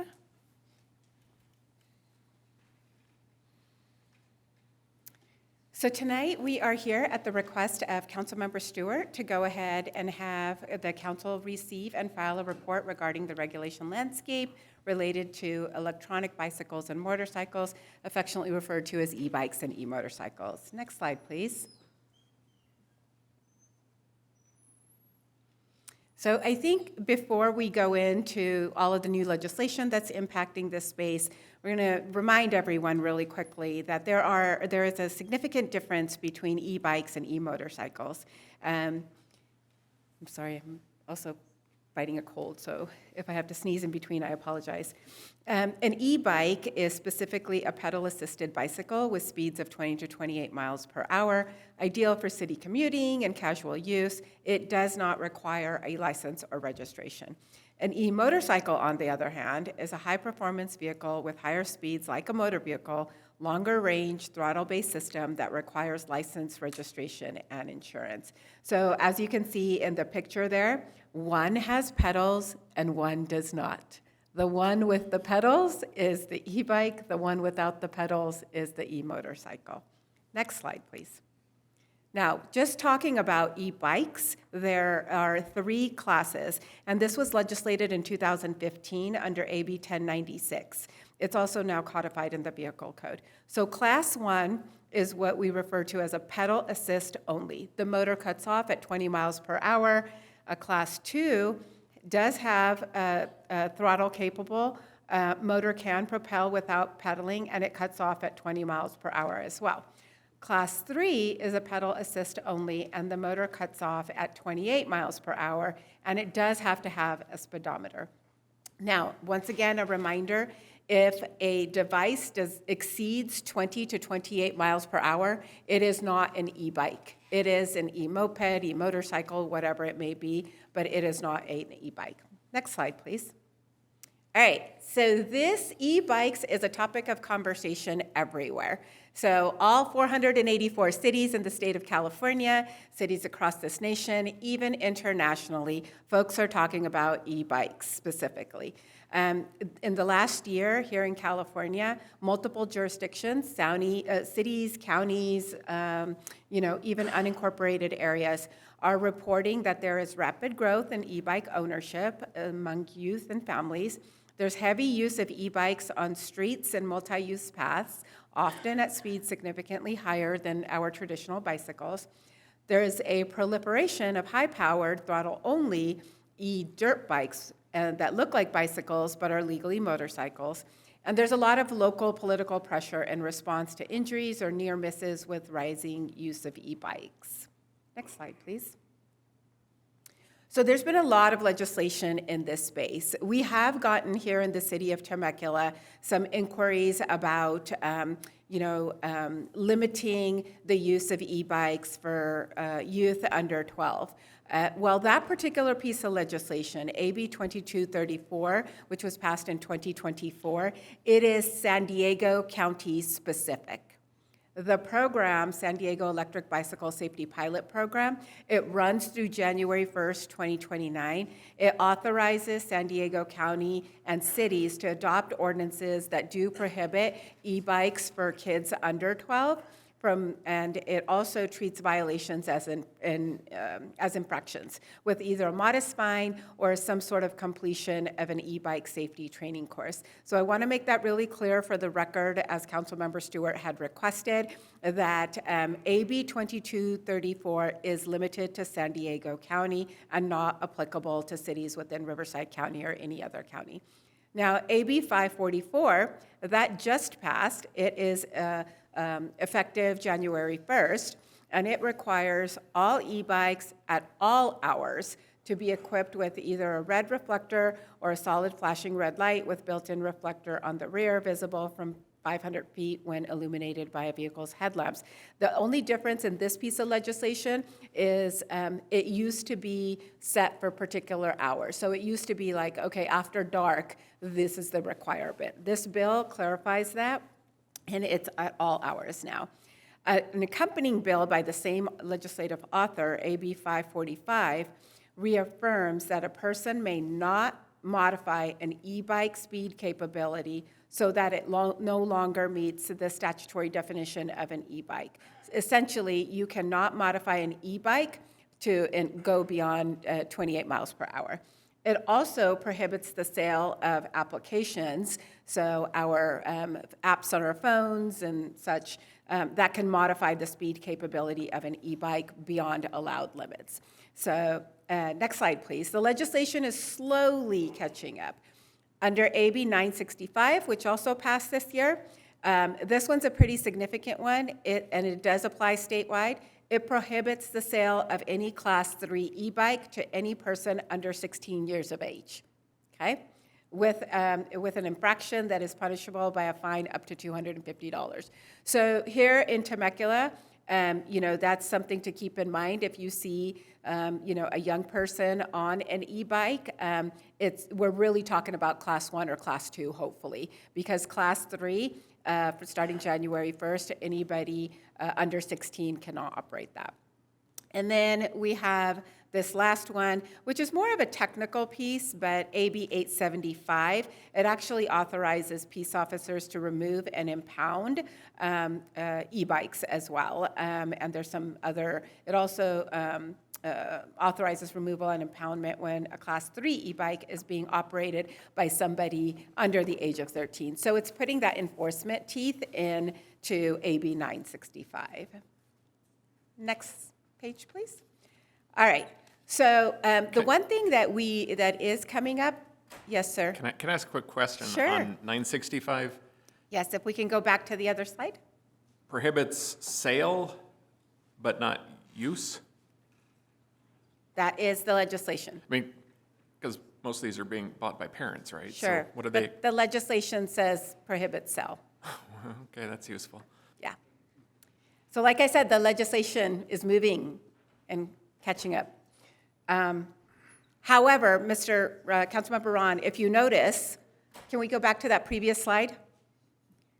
That being said, it also authorized, the following bill, AB 875, authorizes the removal and impoundment when a Class 3 e-bike is being operated by a person under 16, or a Class 3 e-bike is being operated in violation of applicable safety requirements.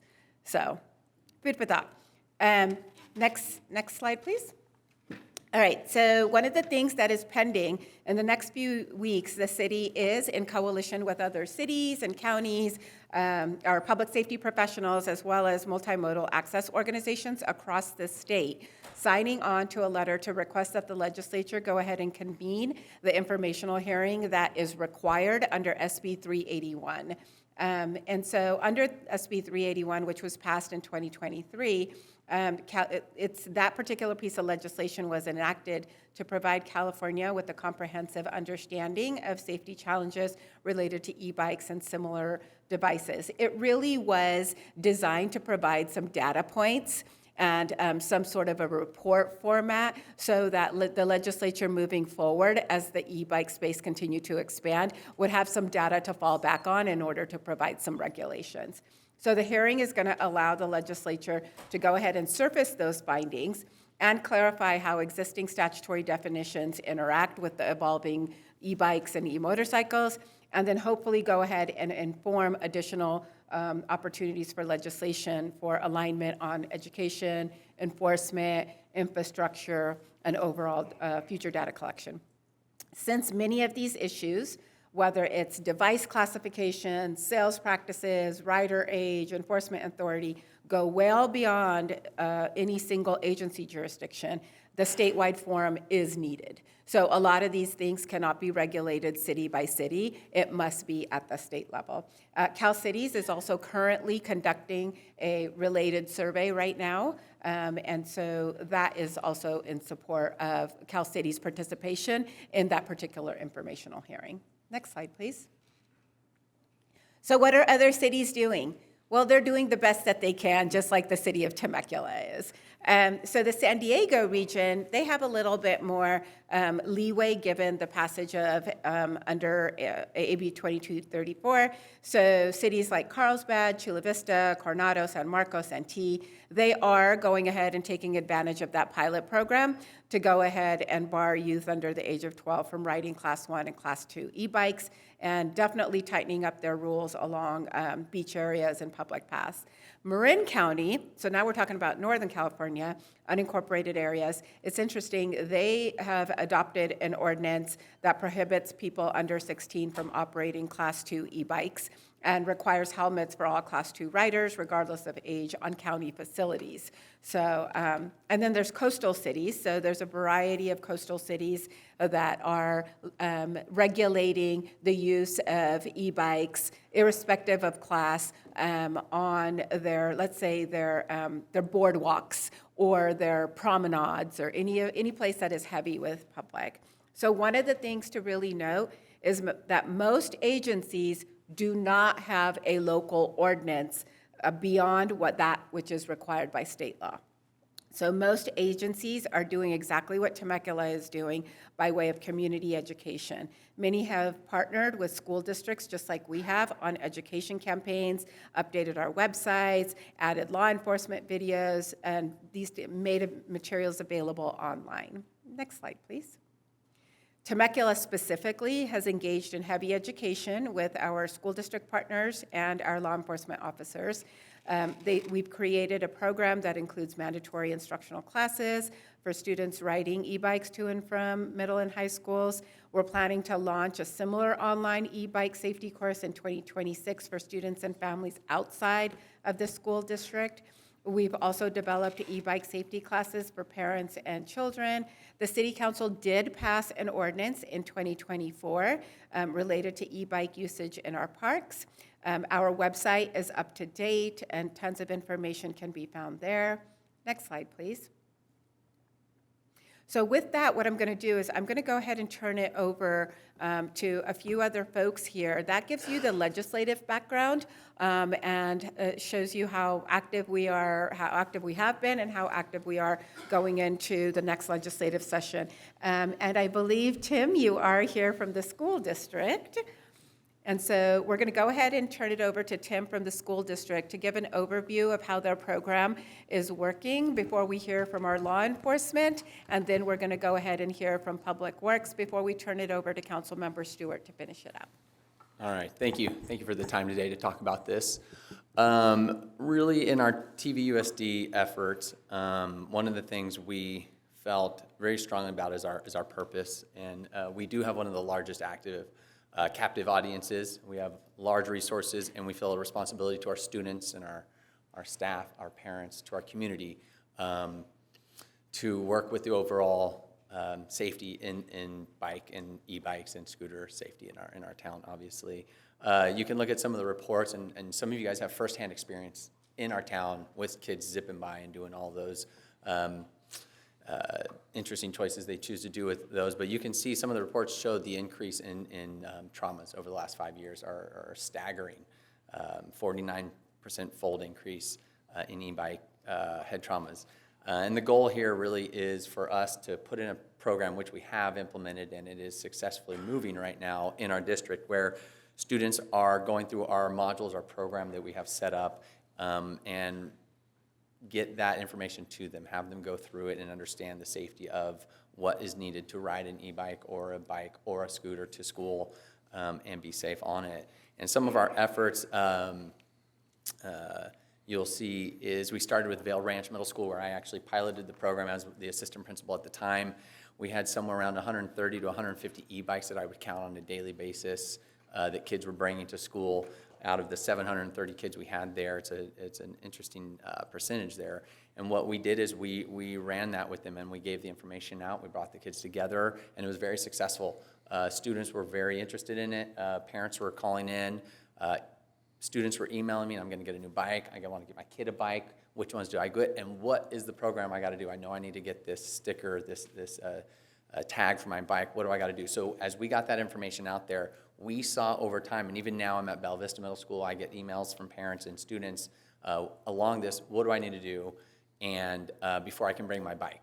So what that shows me is there's a priority going on, and they're taking it seriously. Parents are hearing about it, they're knowing about it. We've sent information out, and we now have our stickers that we're handing out. This program that we are providing to the students is an online module. It takes anywhere from 30 to 40 minutes to go through it. I've done it. There are really some fail stops in there, so the kids can't just skip around and do whatever they want. They have to go through it, and then they're admitting that they've worked, their parents have seen it, they've signed off on it. So there's some accountability there that really helps. They register their bike if they want to, because if it's stolen, it's good to know it's registered, so they can sort of say that was my bike that was stolen. So that's a good part we've added into there. It's a Google system, so it's automated. So once a kid signs up, does the program, it kicks into a Google form. Each site has this on their site. Each admin has access to their site's information, and then they can set up their own sort of logistics, how they want to work through how they get the stickers to the kids, right? How they want to execute that.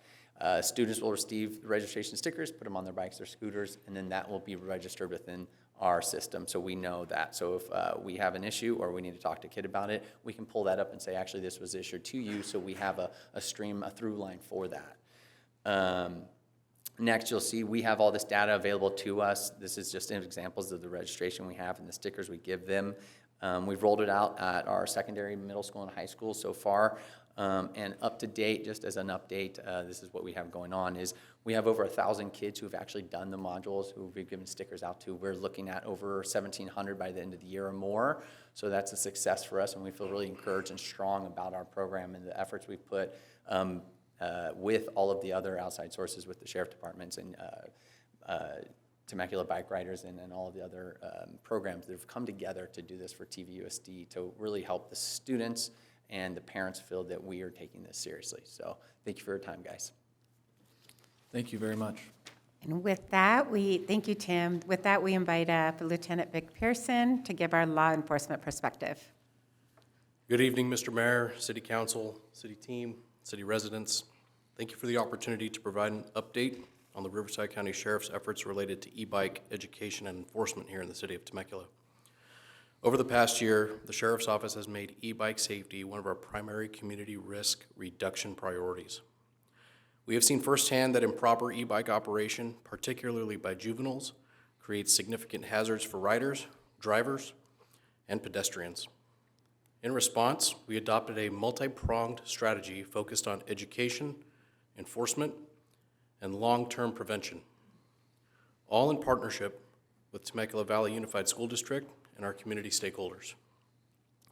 Throughout the year, our deputies conducted multiple education presentations at area middle schools and high schools, reaching hundreds of students. These presentations emphasize helmet laws, speed restrictions, roadway responsibilities, and the risks associated with distracted riding. Our school resource officers also incorporated e-bike discussions into campus safety talks and worked directly with parents following near-miss incidents and collisions. We also made intentional enforcement efforts in high-risk areas, including Temecula Parkway, Wolf Creek, Old Town, and the Mall Corridor.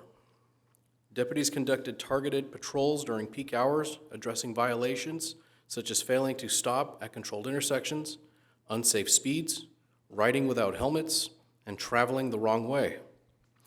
If there's one thing we've learned, it's that some of our teens treat stop signs as more of a suggestion, so we've been working on that with them.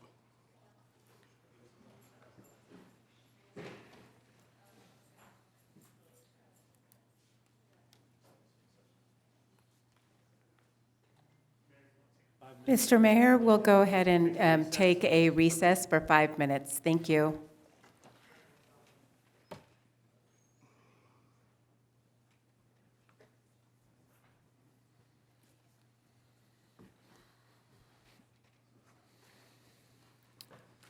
All right, I apologize about that break, but we are back. And Lieutenant Pearson, if you can continue on with where we left off. Yes, sir. So while enforcement is never our first choice with juveniles, it has been necessary at times to correct dangerous behavior and prevent future collisions. Locally, deputies have recovered 3 stolen e-bikes, investigated 9 cases where e-bikes were used in connection with vehicle thefts, and impounded 11 illegally operated e-motorcycles, most often modified Surons and similar high-speed platforms being ridden by juveniles without licenses. We also investigated 26 e-bike related collisions this year, 20 involving minor injuries, 5 with no injuries, and 1 major injury collision. Approximately 6 of those collisions involved e-motorcycles rather than true e-bikes. It is important to note that the law has not yet fully caught up to this technology. Until this summer, we had no dedicated way to track e-bike and e-motorcycle incidents in our operating systems. Moving forward, We now have clear categories and identifiers allowing us to better measure and respond to the trends. Based on recent data, we are currently averaging about 6 to 7 e-bike motorcycle enforcement contacts per quarter, with that number rising as tracking improves. In addition, our core team and traffic deputies conducted personal follow-ups with families after several of these incidents, reinforcing helmet use, roadway safety, and the behaviors that contributed to the event. This after-the-fact education has proven to be one of the most effective tools in influencing safer riding decisions. Looking ahead to 2026, the Sheriff's Office intends to expand and formalize our approach. More school-based presentations, periodic enforcement operations around school routes and high-risk corridors, standardized messaging during safety stops, and expanded city-supported outreach through storefronts, newsletters, and digital platforms, helping us deliver a unified and measurable safety message to families.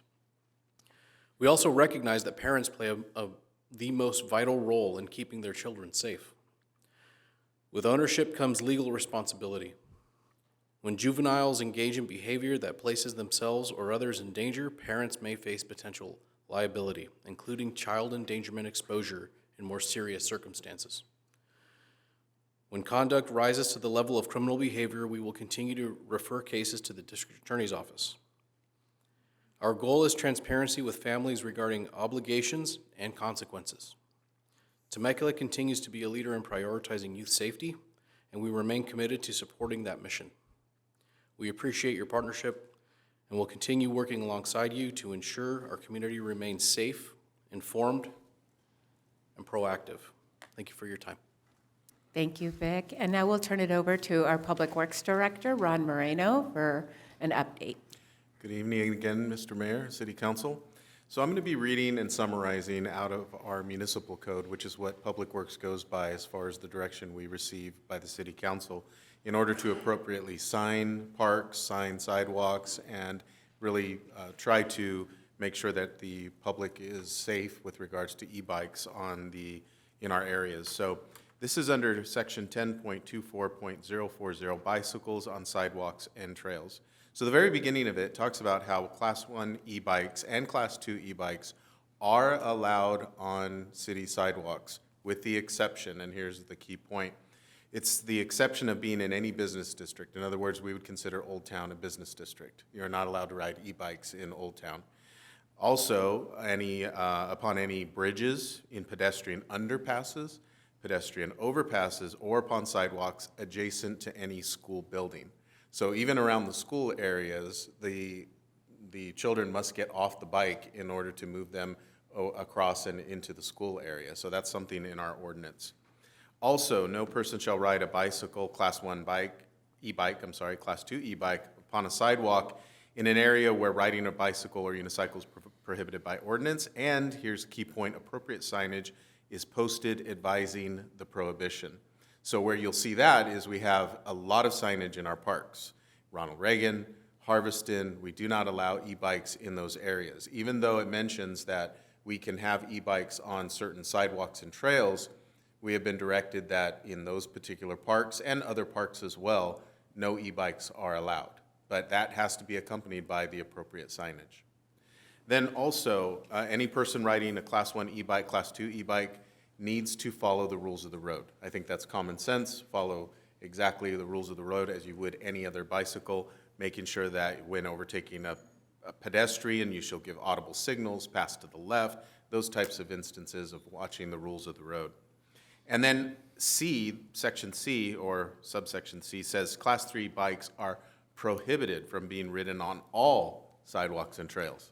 So it is prohibited across the board within the city to be on any sidewalks or trails.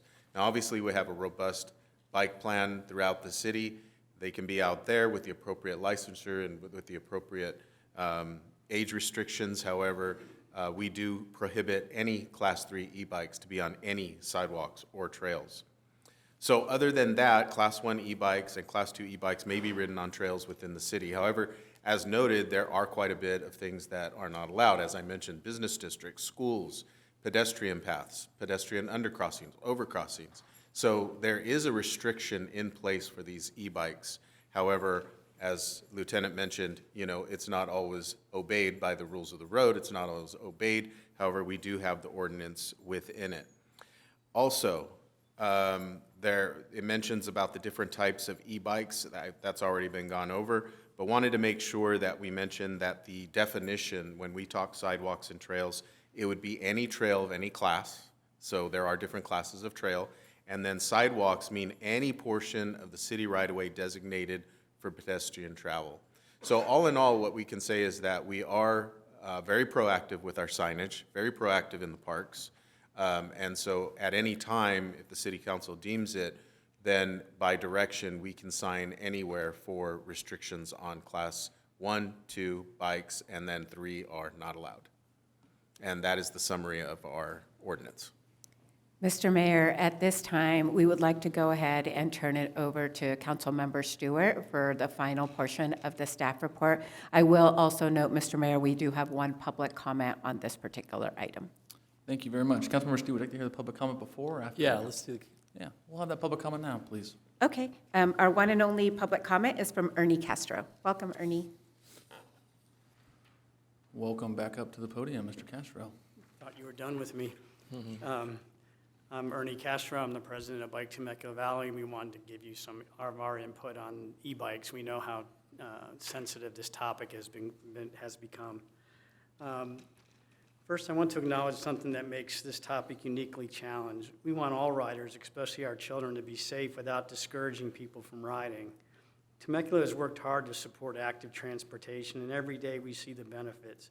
Hundreds of kids across the city ride their bikes and e-bikes to school. This means fewer cars on the road, less congestion around the campuses, and more independence for our youth. Riding should continue to be something we encourage, not something we unintentionally restrict. However, I'm sure the council has received many messages from residents concerned about unsafe behavior, speeding, weaving through traffic, riding without helmets, or having multiple passengers on one bike. These behaviors are real and they need to be addressed, but I want to highlight an important distinction. Many of the most dangerous riders people are reporting are not using legal e-bikes at all. They're riding unregistered, unpermitted e-motorcycles. They can exceed legal speed limits for bike paths and sidewalks, and they fall outside the definition and safety standards intended for bicycles. If we want meaningful progress, we need a three-part approach: education, law enforcement, and parent involvement. Education is where it starts. Many of the issues we see riding on the wrong side of the street, ignoring stop signs, not wearing helmets, stem from kids who have simply never been taught proper riding skills. We can work with schools, community groups, and parents to provide training, reinforce the rules of the road, and help riders understand how to share space safely. Education empowers riders rather than punishes them. Law enforcement also plays a role, especially when it comes to illegal e-motorcycles. These devices are not toys. They are high-powered vehicles that should not be treated like bicycles. Clear enforcement helps ensure that people creating the most risk are held accountable while still protecting legitimate e-bike riders who are following the law. And we recognize that law enforcement are handicapped in the state of California with their inability to chase people who are riding an e-motorcycle. So we recognize the limitations on law enforcement. And finally, parents must be part of the solution. Whether a child has a pedal bike, a legal e-bike, or an illegal e-motorcycle, parents need to know what their kids are riding, how fast it goes, and where it's appropriate to use it. Without parent engagement, even the best interventions will fall short. None of these challenges have simple answers. There's no either-or situation. It's a balancing act. We urge the city to find a thoughtful middle path, one that continues to encourage biking, supports the hundreds of students who ride responsibly every day, and at the same time reduces the use of illegal e-motorcycles and addresses unsafe riding behavior wherever it occurs. With education, appropriate enforcement, and strong involvement from parents, Temecula can improve safety without losing the many benefits that biking brings to our community. Thank you for your time. I appreciate everything you guys are doing on this topic. Thank you. Thank you very much, Mr. Castro. Being that there is no more public comments, I will kick it back over to you, Councilmember Stewart. All right. Well, I brought this up because of a parent who purchase what she thought was an e-bike, and it was an e-motorcycle. And she wasn't informed. So I did a little legwork and went around to a few of the local dealers, and nobody sells anything higher than a Type 2 in the city of Temecula. So that satisfied me as far as any kind of regulation against selling to people without notifying that e-motorcycles are illegal. Everybody should know that. They don't. But the DA put out a very interesting video, and I wish I had it queued up so everybody could actually see it. But it really highlighted the fact if you're planning to purchase an e-bike for your child, you're ultimately responsible for whatever happens with that e-bike and your child. So if an accident occurs, you could be legally responsible for, the accident. You by giving them that basically motorized vehicle, and so that is an absolutely great video, and goes back to education. We need to educate the parents as much as we need to educate the kids, because the parents really need to take responsibility for their children's actions on these bikes. And so I'm literally satisfied with what we do here in the city of Temecula. We are doing absolutely everything the law allows us to do at this point.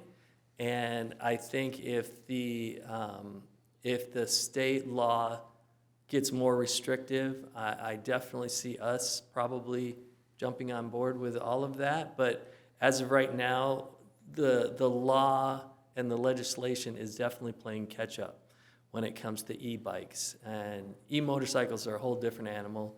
They're not legal unless you're out dirt riding somewhere. So I'm totally satisfied, but I'll let the rest of my colleagues put in their opinions on this subject and go from there. Councilmember Schwank? Sure, I'll kick it off. So I certainly welcome this conversation, and I think the presentations, we get like this really detailed analysis of what is happening and what we're doing, and varying perspectives, and I really appreciate the Bike Temecula Valley perspective as well. Is like we're trying to encourage bike ridership, right? Because you can imagine if you go over to Day Middle School and there's 150 bikes in front of Day Middle School, and each one of those students gets driven there. We're talking massive, significantly more congestion and whatnot. So I appreciate everything that we're doing. And I think there's also an opportunity for us to sort of like kind of understand the context as well, right? Because while this is sort of like an emerging issue, the way that this gets conflated, and I like in our presentation we say, e-motorcycles are different than e-bikes, but the reality is like the general public is just like they're all the same, right? So we have sort of like this issue where we have to disentangle that and make sure we're not inhibiting like regular e-bike usage. And one of the things that I've always felt, especially with active transportation, is this system is designed for people that drive around, right? And so you'll often hear, well, like, oh, they were riding their bike on the wrong side of the road. And I'm like, okay, well, that's an infrastructure problem.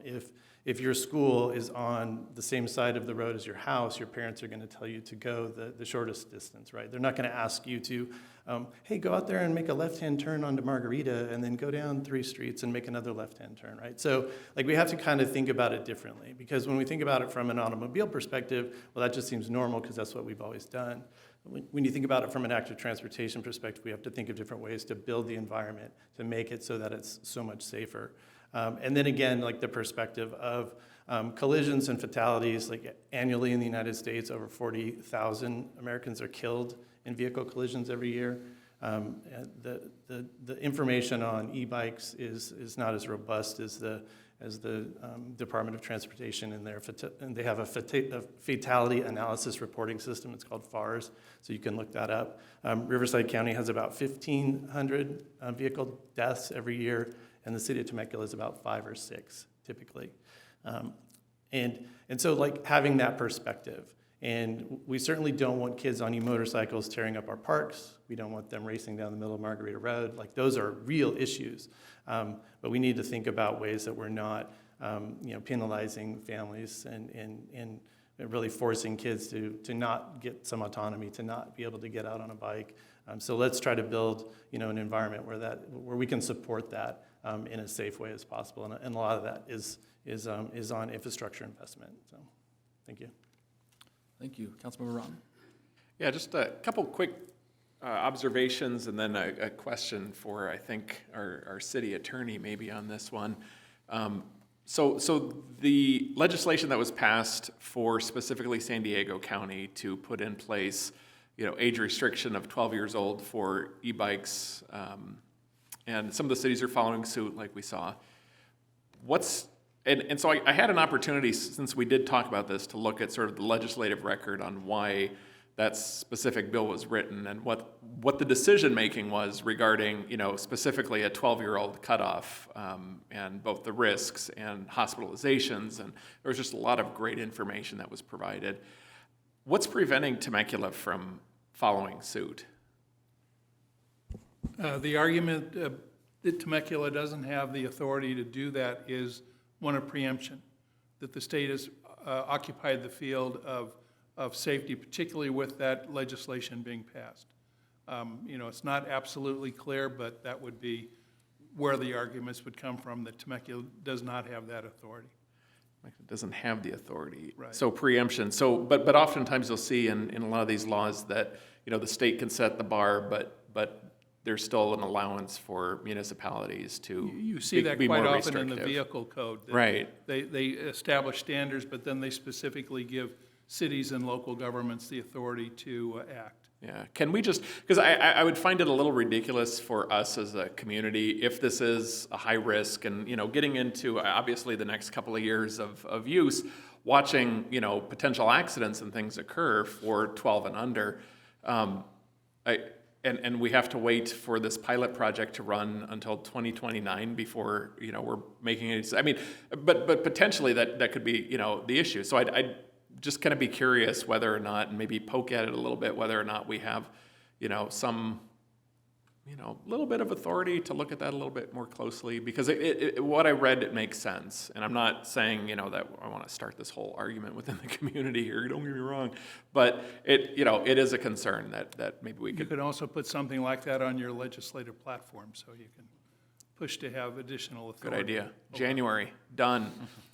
Second question is, and I'm hoping maybe Chief Crater can help me out here, but I was just recently talking with folks in LA Fire Department about the number of garage fires, and this amazing uptick in garage fires started because of e-scooters and e-bicycles. And it's a lot of the integrity of the battery is compromised by drops, by excessive vibration, by improper charging, and then frankly, by just garbage technology that people are getting off of Amazon or wherever, right? And so I saw the data for Los Angeles. I was just curious, have we seen anything like that in Temecula?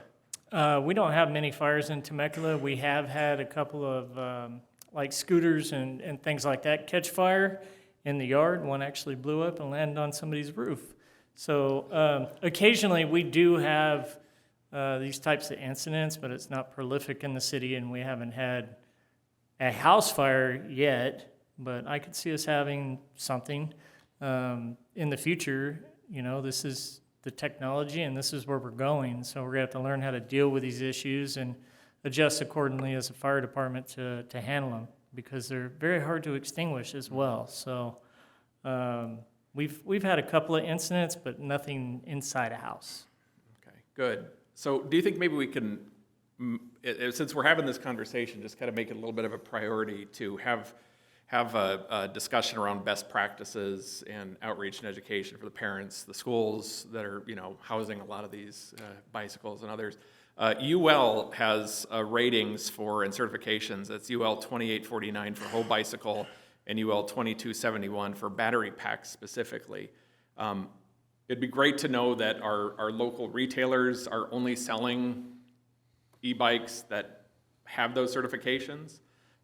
or at least do the outreach to them to make them aware that this is a standard that, should be followed. And then, for the parents and kids and everybody else or adults who have these things, maybe we could make some recommendations on best practices of storage, quit daisy chaining your, extension cords through your garage and, all the things that we know are problematic. Maybe just come up with a little briefing on best practices to reduce the risk. So those are my only thoughts on the issue. Thanks. Well said. I don't have much to add. Thank you, Councilman Stewart, for bringing this forward. I think it's an important topic, obviously a hot topic in the city of Temecula, and it's a collaboration between the parents, RSO, CAL FIRE, city up here, the school district. So we appreciate Lieutenant Pearson coming up here and talking, and Mr. Mann from the school district coming up here and making that permitting process for those e-bikes possible through the district, because it gives them that knowledge of the rules of the road, and the hope is that the parents become educated on what e-bikes are versus e-motorcycles.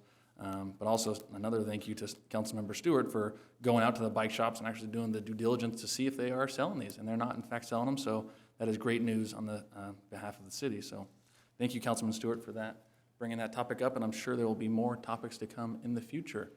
Madam City Clerk, do you have anything else to add? Mr. Mayor, on this particular item, we'll just take some general direction as opposed to a set motion in regards to our legislative platform, which we already have e-bikes in our legislative platform currently, but based on Councilmember Ron's comments, the informational hearing that's coming up that we are adding our name to on that coalition letter in the next few weeks is specifically designed not to wait until January 1st, 2029 for that San Diego pilot program to end. And then we're also working with our state lobbyists. Anytime something comes up on e-bikes, we're tracking it that way as well. So we will definitely relay this information. And then the last general direction piece I heard was in our existing education, make sure that we go ahead and include safety standards and best practices.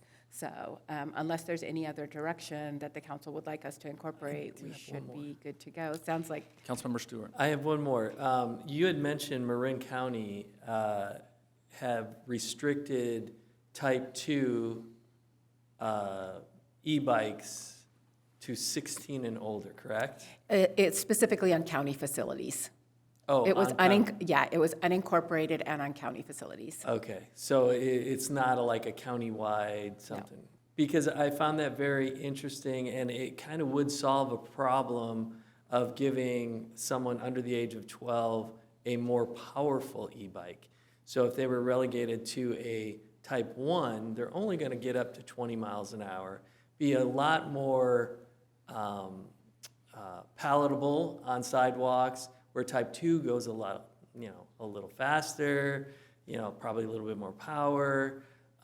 So maybe if somehow, some way we could look into, is there a way, because I don't want to create restrictions for e-bikes at any level, but the more powerful ones, maybe those are what we need to look at, if it's possible, to create any kind of legislation that would restrict those kind of bikes for people under the age of 16 who doesn't have a license. So yeah, so Marin County, just like we have an ordinance that puts in some restrictions for particular places with signage, that's essentially what Marin County is doing on county facilities, and it's only in unincorporated areas. Okay. But what we can do is we'll follow up and double check that ordinance just to make sure, and then we'll send up a follow-up email to council just to make sure we're all on the same page on that.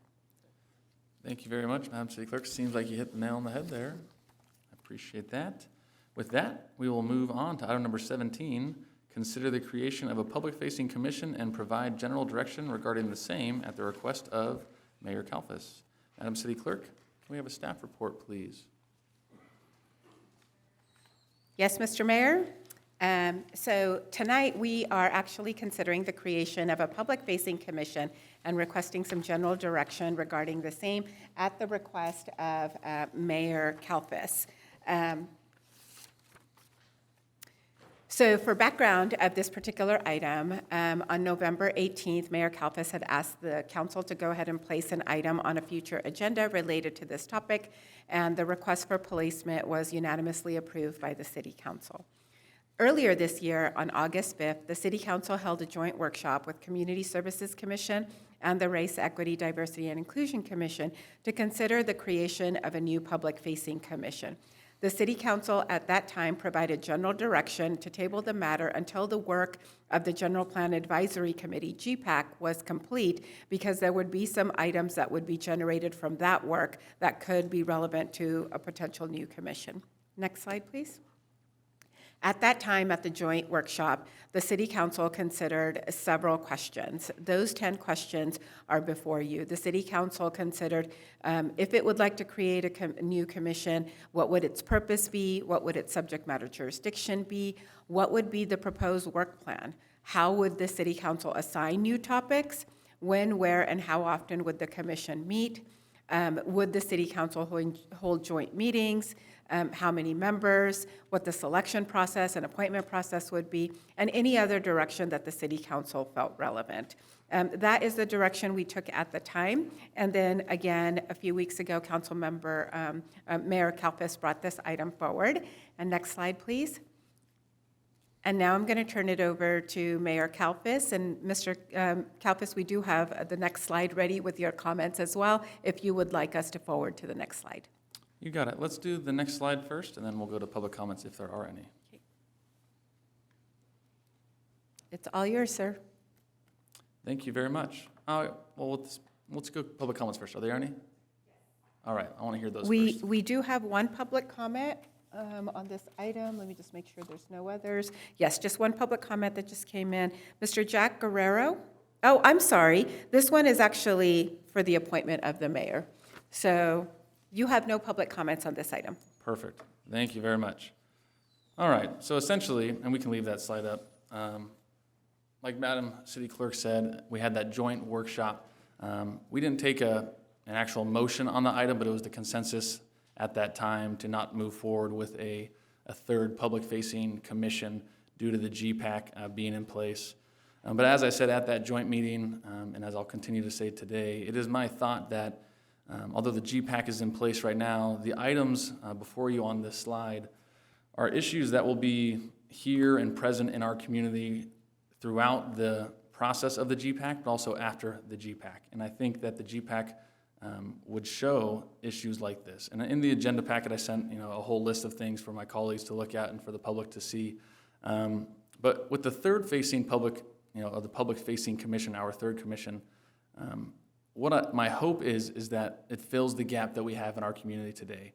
And when we first mentioned re-envisioning our commissions a few months ago, I agreed with the re-envision. I agree that we should comb through our current processes and our current policies and our current commissions to ensure that they are meeting the needs of the community today. So I agreed with that exercise and the re-envisioning effort.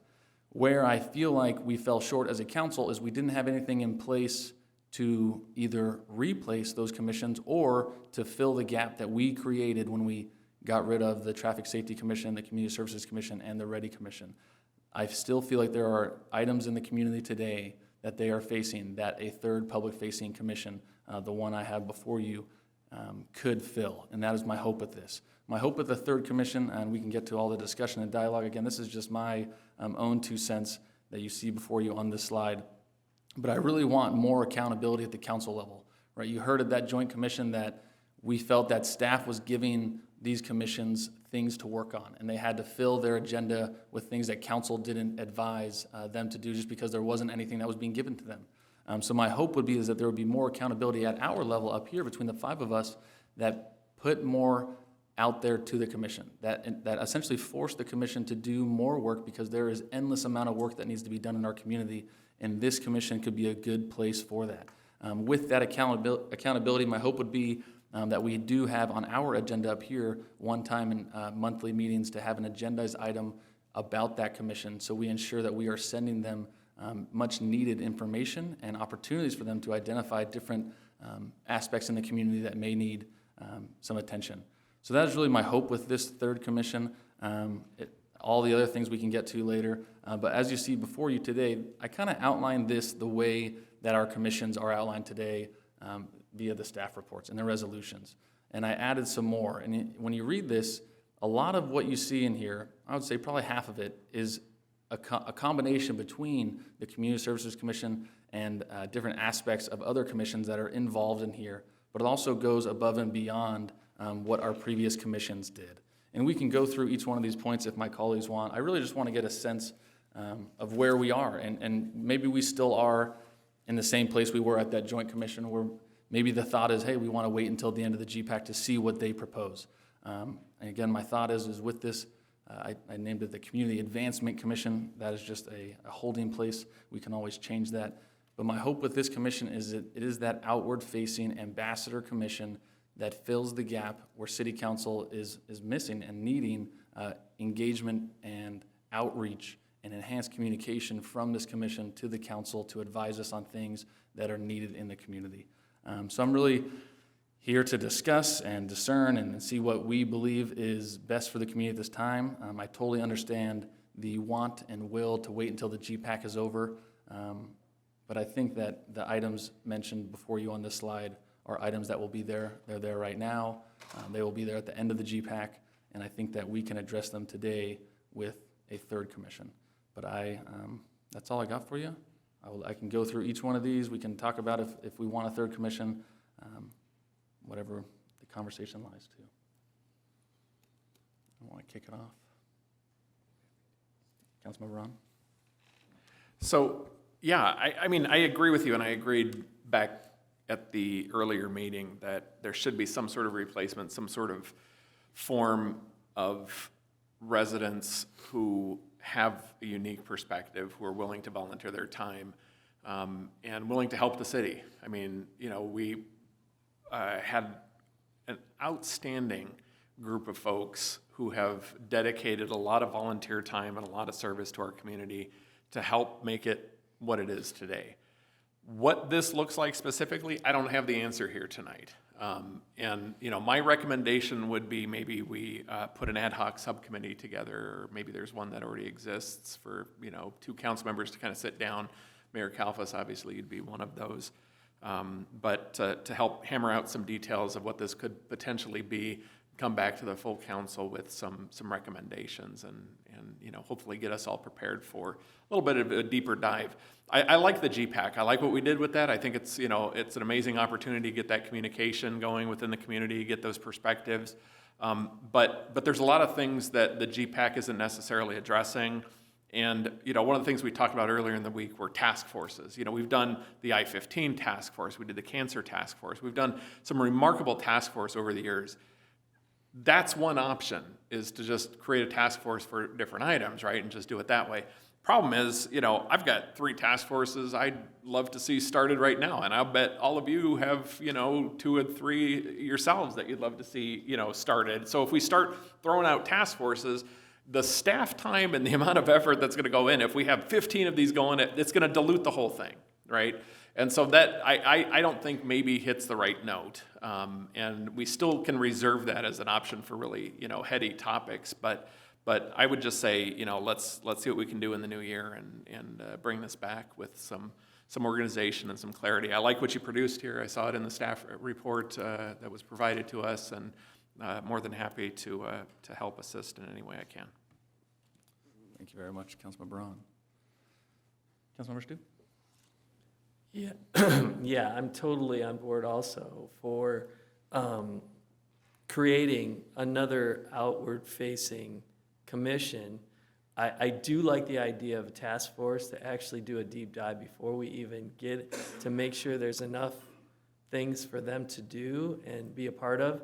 And I'm in favor of pushing it out a little bit because we don't know what we need until we're missing it. And so I think by delaying this, it gives us an opportunity to see where the holes are and where the community is saying, you know, we used to have this and now we don't because you disbanded, you know, the community services, the Ready Commission. So I think if we just pause, I mean, as far as creating a subcommittee to look into it, I think that's a great idea. And just kind of hammer out what do we exactly want them to do.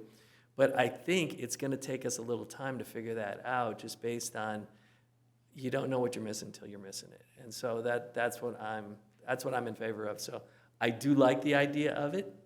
I think it's always good for the public to have another face to confer with who maybe isn't the city council. You know, there's a little easier ask at that level, and then make that person ask us, or, you know, so, yeah, I'm totally in favor of that, so. Thank you, Councilmember Stewart. Councilmember Schwenk? Yeah, thank you very much. So when I brought this forward, you know, to re-envision, reimagine, whatever, that's what I want to do.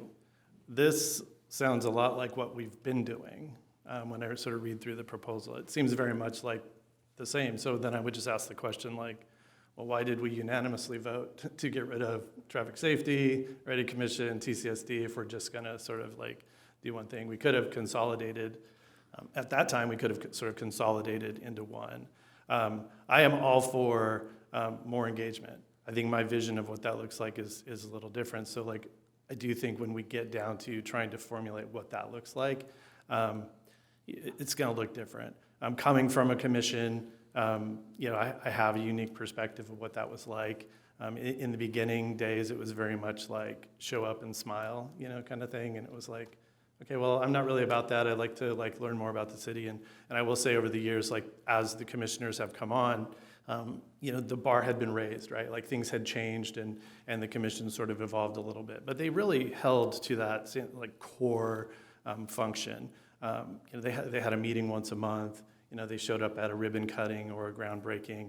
They were out in the community kind of doing their thing. But, you know, also over the years, we would see this, you know, the way that commissioners were being appointed. And you can kind of look to those commissions and you can kind of see the camps, right, that started to form within the commissions. And, you know, and I was sort of blind to that when I first got on community services. I didn't really know, like, you know, the political affiliations, not party affiliation, but like affiliation with like the council member kind of thing. And but you quickly start to realize like this is a political process, and I want to try to avoid that. And so I think like if we're going to have some sort of commission, like I do like the way that the GPAC is operating now. I think that's really great. I think there's opportunities for you know, for a different style of engagement. You know, I think even as council members, like we're accountable. Like people don't have a problem approaching us for good things or bad things. People don't have an issue with telling me how much I suck, you know, or how great I am, right? Like there's not an issue with like the community feeling like they can't approach us like that. Just throw that out the window. My concern is, will it act like it used to act? And you have a council here that's like very hands-on, right? And Mayor Kalfas, you know, I fought early on this year to get the road closure items sent to TCSD, and you didn't want it to go to TCSD. And so, like, well, that's what that commission's for, right? That it should have gone to OTLAC, it should have gone to TCSD, it should have made the rounds. That should have been a 6-month process. But we didn't do that. And so that's really my fear going forward is like, does this just mirror what we did, which wasn't working?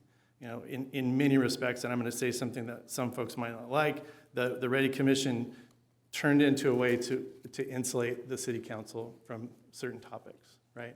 That's not what we set it up for when we set up the 3-year work plan. It was handicapped. And so I just don't want to see that happen again. Now, if we want to do some sort of, again, if you want to do a subcommittee to, you know, kind of hash it out or whatever, that's fine. I don't think that's probably the best way. I think the best way would probably be for the 5 of us to just hammer it out, you know, if we want to do that. Because I do think we need more community involvement, right? But we're not lacking for engagement, right? Like, people are reaching out, people are contacting us, people are engaging with us in many different ways, right? Like, this is probably the most engaged city council that I've seen in quite some time, right? And that's not a knock on past councils. The landscape has changed, and that's just acknowledging the landscape has changed with respect to information and the environment that we're in. So, you know, I'm supportive of re-envisioning it, which is why I brought it forward, because I didn't feel like it was functioning to the best interests of the residents. And if we can get to a place where it functions in the best interests of the residents, regardless of who that individual is, and regardless of the topic, That's what we need to be doing. And I'm all supportive of that, but I just don't want to lather, rinse, repeat with, what we've had in the past. Thank you. Thank you. Mayor Pro Tem? All right, thank you very much, Mayor, and thank you for your time putting this into this. Council, thank you for your comments as well. One of the things that I am hearing from everybody here, we are definitely a outward-facing city council, and community involvement starts, I believe, with this council. I believe we are the People's Commission, right here, the 5 of us. We have great relationships with our community. Can it be better? Always. I think we have first responders here, and we know if there's anything that lacks first, communication is always the first to go. So how do we make it better? And that's kind of the question here, is how does communication get better? We did have our workshop in August where it was a 5-0, hey, we're just gonna pause on this for the GPAC. We were very open about it. Let's pause on it. We wanted to make sure that we were being very sensitive to the resources, staff time, and also the money that, gets put into this. And I believe that we need to honor that and be committed to that. However, I do want to ask, because I want to see if we can maybe work this out in a little different way than maybe we've considered so far. Randy, if I can ask you right now, how often do we have the GPAC updates? What does that look like? Or anybody, staff? I'll ask Community Development Director Matt Peters to reiterate, when is the next update to council due? Our next GPAC meeting is in January, and then we meet again in February. We'll probably come back in February. So February. And how often? To the full council. Yes, sir. And then I know they said about a year and a half for this GPAC. So how often are we expecting to get updates with the meetings here at the council? Well, we're working through the General Plan Update Subcommittee. We're reporting out to the Planning Commission, and then we'll occasionally report back to the council. We can do that as often as you like, but the plan was probably every couple of months. Perfect. And that's kind of what I thought about, maybe every 3, 4, 5 months, somewhere around that. Thank you for that update. And then, Randy, if I put this over to you, one of the things that I had some questions on, if you can put those questions back up so I can just look at them again. Sure. Please, ma'am. Thank you. Jonathan, if you can get that slide back up with the 10 questions. Thank you, sir. Great. And I think, and I know Mayor Kalfas, you did a great job looking at all this and answering these questions. But if we can also put, actually, Kalfas' stuff up, I'm sorry. That was what I needed. I apologize. There we go. How many of these, Randy, cross over with the GPAC? Can you say approximately by doing a quick scan? Well, I think I can give you a broader answer and say, topics like engagement, topics like housing for the community, transportation for the community, just broader community overall quality of life issues, which is kind of what's identified here, are crossing over into the GPAC right now. Because the GPAC is reviewing, is going to be updating our existing general plan, and it's going to be working with our quality of life master plan as well. Outstanding. So my recommendation right now would be to let's have discussions. Let's see how we are going with the GPAC. Let's see how things are coming down. If we want to be able to maybe have a committee meet every couple months to review what's going on in the GPAC, take a look at Kalfas' information, but I don't want to bombard staff right now with everything else that's going on. Give us updates. I just right now, honestly, I see this as something that we're putting the cart before the horse, and we don't have all the answers yet. I think we just need to slow, it's been 3 months. Let's just slow down, let's stand on our decision, and let's go forward as a People's Commission, as a public-facing commission, to help guide this thing and get it to exactly where the city needs. Because I believe that there is definitely, you're moving it in the right direction. It's just, I think there's more information we need before we put this into a subcommittee right now. So my recommendation would be, let's just pause for a minute. Let's wait for the next task force to come out and maybe go from there and have this conversation again later on. Thank you. No, thank you. If you can just put that slide back up with my responses. First, I just want to say that I respect and understand everyone's point of view up here. The thing with the GPAC for me is that it is a great commission that will go through the general plan. The items I have listed here and the items in commissions, right? This is an outward-facing commission. The GPAC has no real outward-facing engagement or outreach of those 18 individuals themselves. But the things listed on here, and we can go through them. I know it seems like there may be a subcommittee. Councilmember Swank, you said you're willing to hammer it out another time, but at the full council, that's why I brought this forward here. I want to hammer it out now, but if we cannot hammer it out now, tonight, I am not opposed to a subcommittee to doing more work and doing more due diligence. But things like, even just the top bullet point, right? Build strong relationships with the city council, commissions, staff, and community. Collaborate with community partners. Collaborate with city council to identify the most important community needs to guide the commission's work each year. Right? The GPAC's going to go through their 18-month spiel, and they're going to say, let's just say they come up with community needs that guide a future commission. Right? That could be, I guess, one of the tasks of the GPAC. This, for me, in the future, just so everyone is aware that this is a yearly thing that the commission goes out into the community and identifies the need, right? The GPAC is a picture in time, 18 months, the GPAC dissolves. This commission is essentially a commission that stays there, right? And it does all of these things. And yes, it is absolutely a crossover and almost a hybrid between the commissions. And I mentioned it at the public hearing, is that I believe that we still need almost a hybrid of those commissions, but a more accountable council to that commission and a more engaged council to ensure that the work is done, right? And if you came to the Ready Commission meetings, you came to the community services, or you came to the Joint Commission, you heard the commissioners say that there is work today in the community, and even though the commissions are ending, the work continues. And that right there says it enough. Each commissioner knows that there are aspects in the community right now that need to be addressed today. And my fear is that if we do this in a subcommittee and we give it 6 months or a year, we are missing that gap, right? We're not filling the gap today that the Ready Commission was filling, that the Community Services Commission was filling, that the Traffic Safety Commission was filling. So that's really my whole thing, is to have that. And I agree with you, Mayor Pro Tem, that we are an outward-facing People's Commission. I agree that the community is not afraid to come to us. This is just another opportunity for the public for engagement, for a less, not political, but we are seen as elected officials, right? It can get political. The hope is with that community and this commission, it is apolitical, right? There is no politics involved. It is more about engagement with the community, is that community outreach and opportunities for our citizens to be engaged in the local governments. But I also agree that that is what we do, right? That is what we try to do as city council members, is be out there, get engagement, go for the outreach. But all of these things listed, and we can go to the subcommittee, we can go through all of them, we can add more. I'm totally on board with that. And I think that would be beneficial, but I'm also okay with hammering out today, if we're all on board that we need a community commission, an outward-facing commission. We have the opportunity to hammer it out today, but if we want to go back and get staff more involved with it, a subcommittee is absolutely an option on the table. But like I said, I'm willing to hammer it out today. If you guys have any inputs on the things I've listed, the couple pages I also placed in the agenda that go through each one of these bullet points in a more in-depth manner, I'm willing to do and engage any and all of that. But yes, Mayor Pro Tem.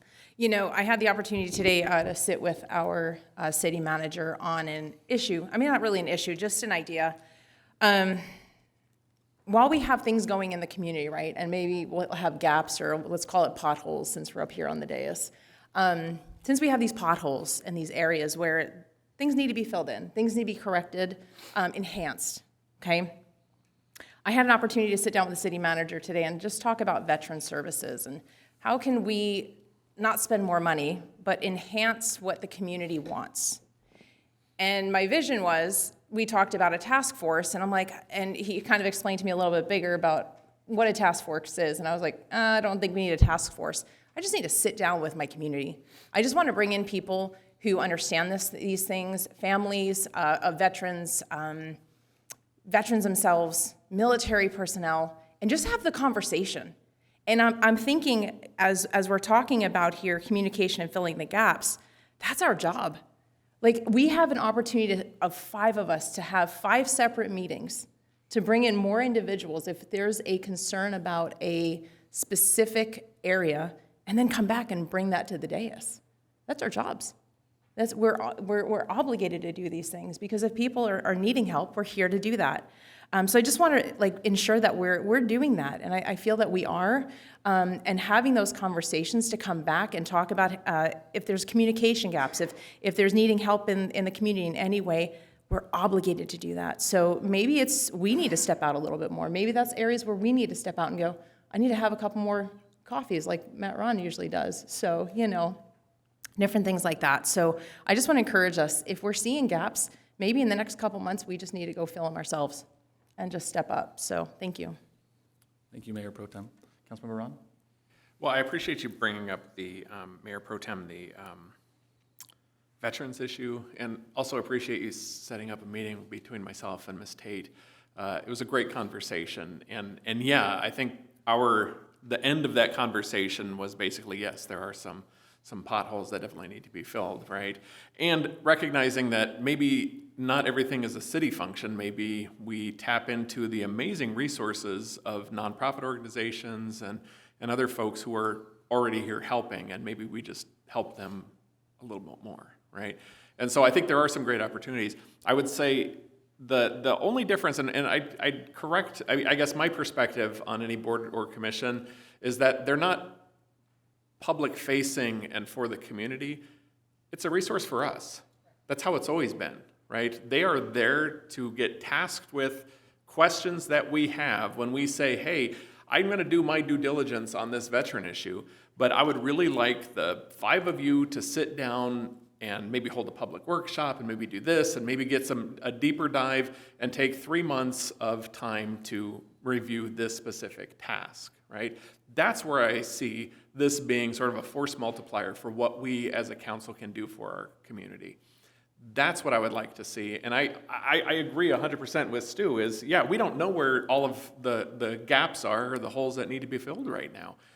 So we do need a little bit of time, but I just asked for, and I'm willing to, serve with you, Mayor, on the subcommittee, and just give us an opportunity to go through this and maybe, have a report back in, the second quarter of 26 to say, hey, this is what we're thinking, a little bit of an update, get a bit of an input from the council.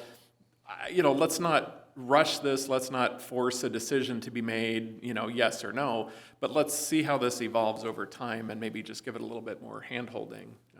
Because I'm with you on the same thing, Mr. Mayor, is that by the time the GPAC is done, if it is identified that it's like, oh, it'd be great if we had these resources and these sorts of things and these tasks, then we're going to say, well, now we should set up a commission. Well, why don't we, sort of be a little bit more proactive on that and start thinking about it now and how to, really make this a seamless transition between the two. So, we've got 18 months to figure it out. Thank you very much, Councilmember Ron. Councilmember Schwenk? Yeah, and so I have a few questions, and maybe if we end up going the subcommittee route, these are just things y'all can noodle on. So would you consider a commission to have a standalone budget, so that they had a line item in our budget for commissions, and it wasn't a nominal amount, it was an amount that gave them ability to have professional development, to get out into the community in a different way. So that's something to think about. Would you consider letting the commission generate its own agenda? Because my fear with we're going to send you an item. Well, they can read the room and they're going to noodle on the item or whatever. If you truly want a citizen-led commission that's autonomous, I'm all in. So if you want to have some sort of, they're going to have a budget, they're going to have autonomy to their agenda, so they're not looking to council for agenda items. That's something. And then consider how we appoint. Maybe some sort of random assignment, right? So we're not even involved in the process. I mean, maybe that might be representative of the population in a way that isn't representative of the council. And then that would be a sounding board for us to get a different perspective on folks. So those are some of the things. I'm just a little concerned about how we set these up. There was a book that I read over the summer. It's called The Hidden Face of Local Power. So it's all about appointed boards. And essentially there's 2 boards. There's strong boards and weak boards. Strong boards are planning commissions, right? They have authority. They have statutory authority. They make decisions outside. Most every other commission or board is very symbolic. Right? It's a very weak power. It doesn't have any sort of autonomy. It doesn't have any authority. It looks to the body that created it for guidance. And so if we truly want to look out in the community and we want to see a reflection of the potholes that we have, we might want to look outside of the people that we know to point to that. Give them some autonomy so they're not looking to council, and give them a budget. and then they can figure out what that looks like. But that's just something the subcommittee, assuming we approve that, could think about. Absolutely. All right, all good things. I think that I will make the motion to create a subcommittee to be established in the new year when we go over our subcommittee list for a potential community commission. That is my motion. Second. That has been motioned and seconded. Mr. Mayor, can I ask just for some clarification? Absolutely. So what I understood the motion to be is that this is a commission to be voted upon at the January meeting where we consider all of, or I'm sorry, not a commission, the ad hoc subcommittee of the council, when we consider all of the others. Yes. Okay. And at this time, are you considering placement of the appointees on that as well as yourself and Mr. Ron, or will we determine that in January? We can determine that in January. Okay. Yeah, with all the other ones. But that will be my vote.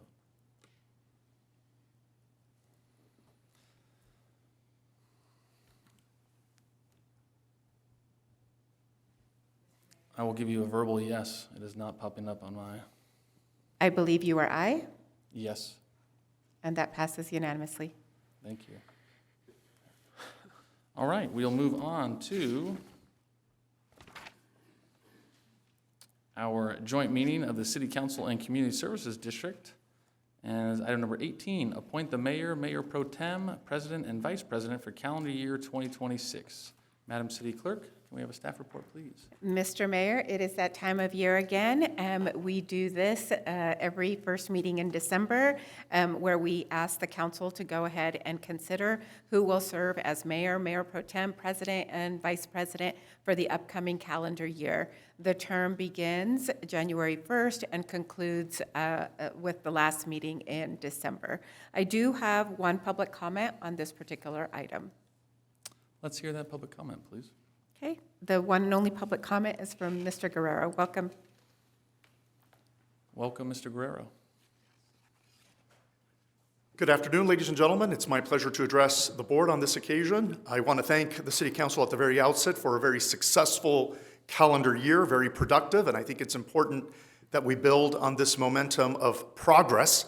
And in that spirit, I wanted to recommend the appointment of Ms. Jessica Alexander to mayor.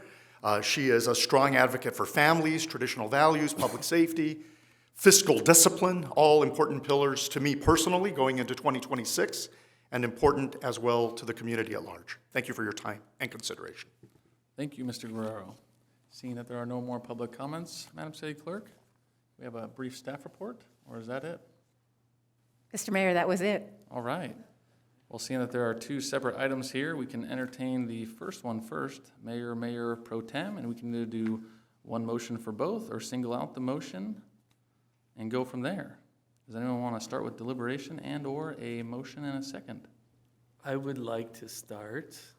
So I would like to make the recommendation of Jessica Alexander, and for vice chair or mayor pro tem, we've got an unusual situation.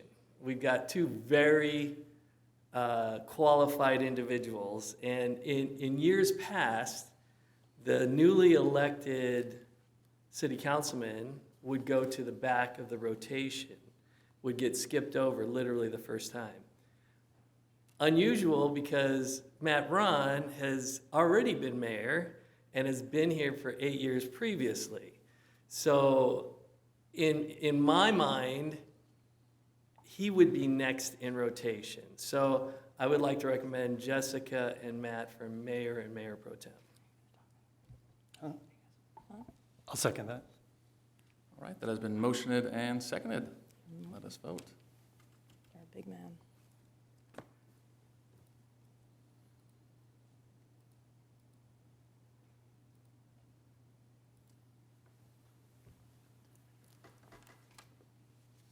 And that passes unanimously 5-0. Congratulations to 2026 Mayor Alexander and 2026 Mayor Pro Tem Matt Ron. Councilmember Ron. I just, first of all, Thank you, and thank the council. I wanted to, just before we miss the opportunity, to thank you for an outstanding year as mayor for the city of Temecula. So just wanted to kind of throw that out there. Appreciate the dialogue we've had so far this year, but deeply appreciate the opportunity again. Thank you.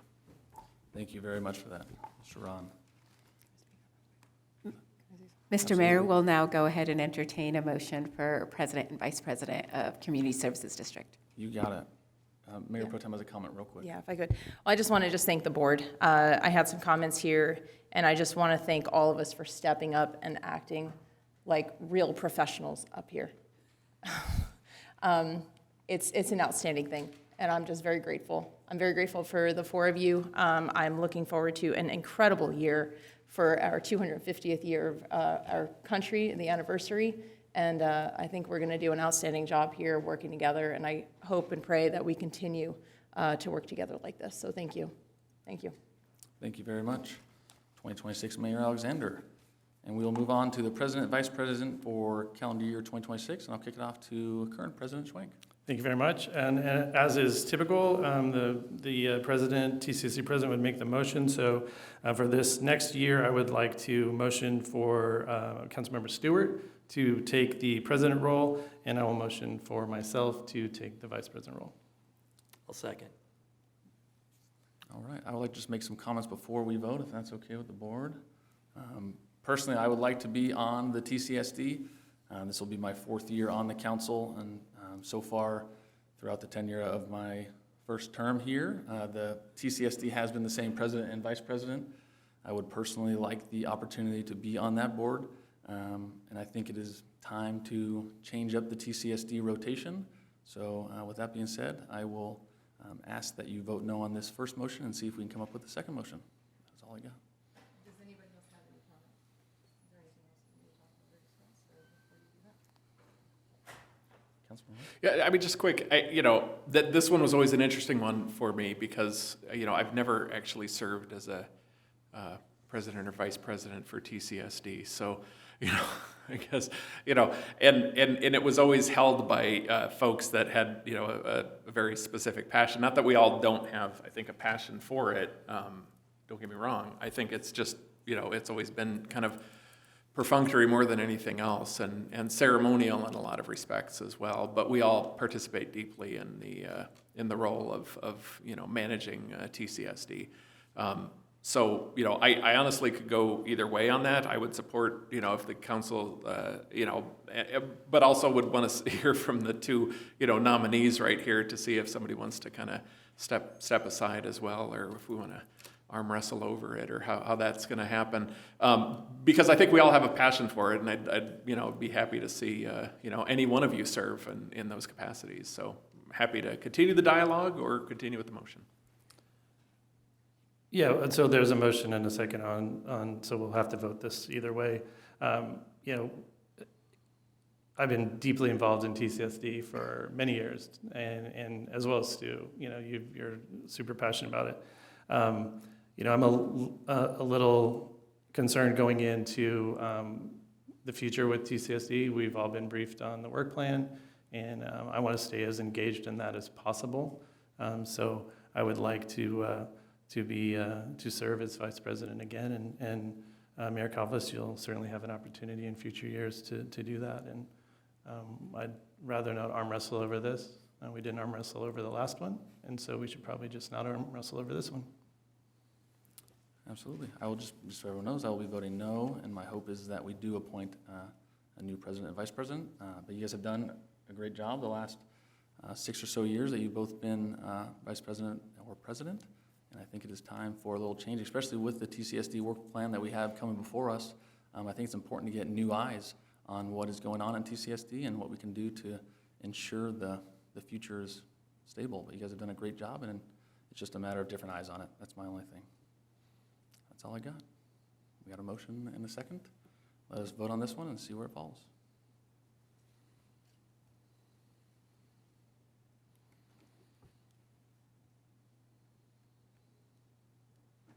And that motion passes 4-1 with myself voting no. With that, we will move on to departmental reports, receive and file. Madam City Clerk, do we have any public comments on non-agenda items? Do we have any items for future city council agendas? We do. Well, I do. I would like to have a subcommittee and likely Parks and Rec, but city manager can find where this goes. But we recently held the annual Christmas tree lighting at the Duck Pond, which was wonderful. Public Works does a beautiful job on the tree, and there's a new tree topper on it. But as I'm sitting there, sort of looking off into the distance, I noticed this slope, this hill that reminded me of my childhood. And I grew up in a place that used to snow. And I'd love to see us work through getting snow there for that evening because the community loves it, coming out to the Duck Pond. And I think it would be really cool to offer something else, something new. We haven't done snow in quite some time. So I would like us to kick that to a subcommittee, and we can noodle on that for 6-8 months and try to figure it out. So that would be my ask. So I'll second that, but isn't that something TCSD could do? I mean, can't we do that under our umbrella? So under items for future agendas, you can actually just direct the city manager to go ahead and incorporate the direction to go ahead and explore it as he needs to versus it coming back as a separate agenda item. Okay. And that's what I want. I just would like it to go to a subcommittee. We don't have to come back and talk about it. Right. But at least give direction, so in the subcommittee, we're not just doing stuff. Right. We're doing stuff with consensus of my colleagues. So I'll second.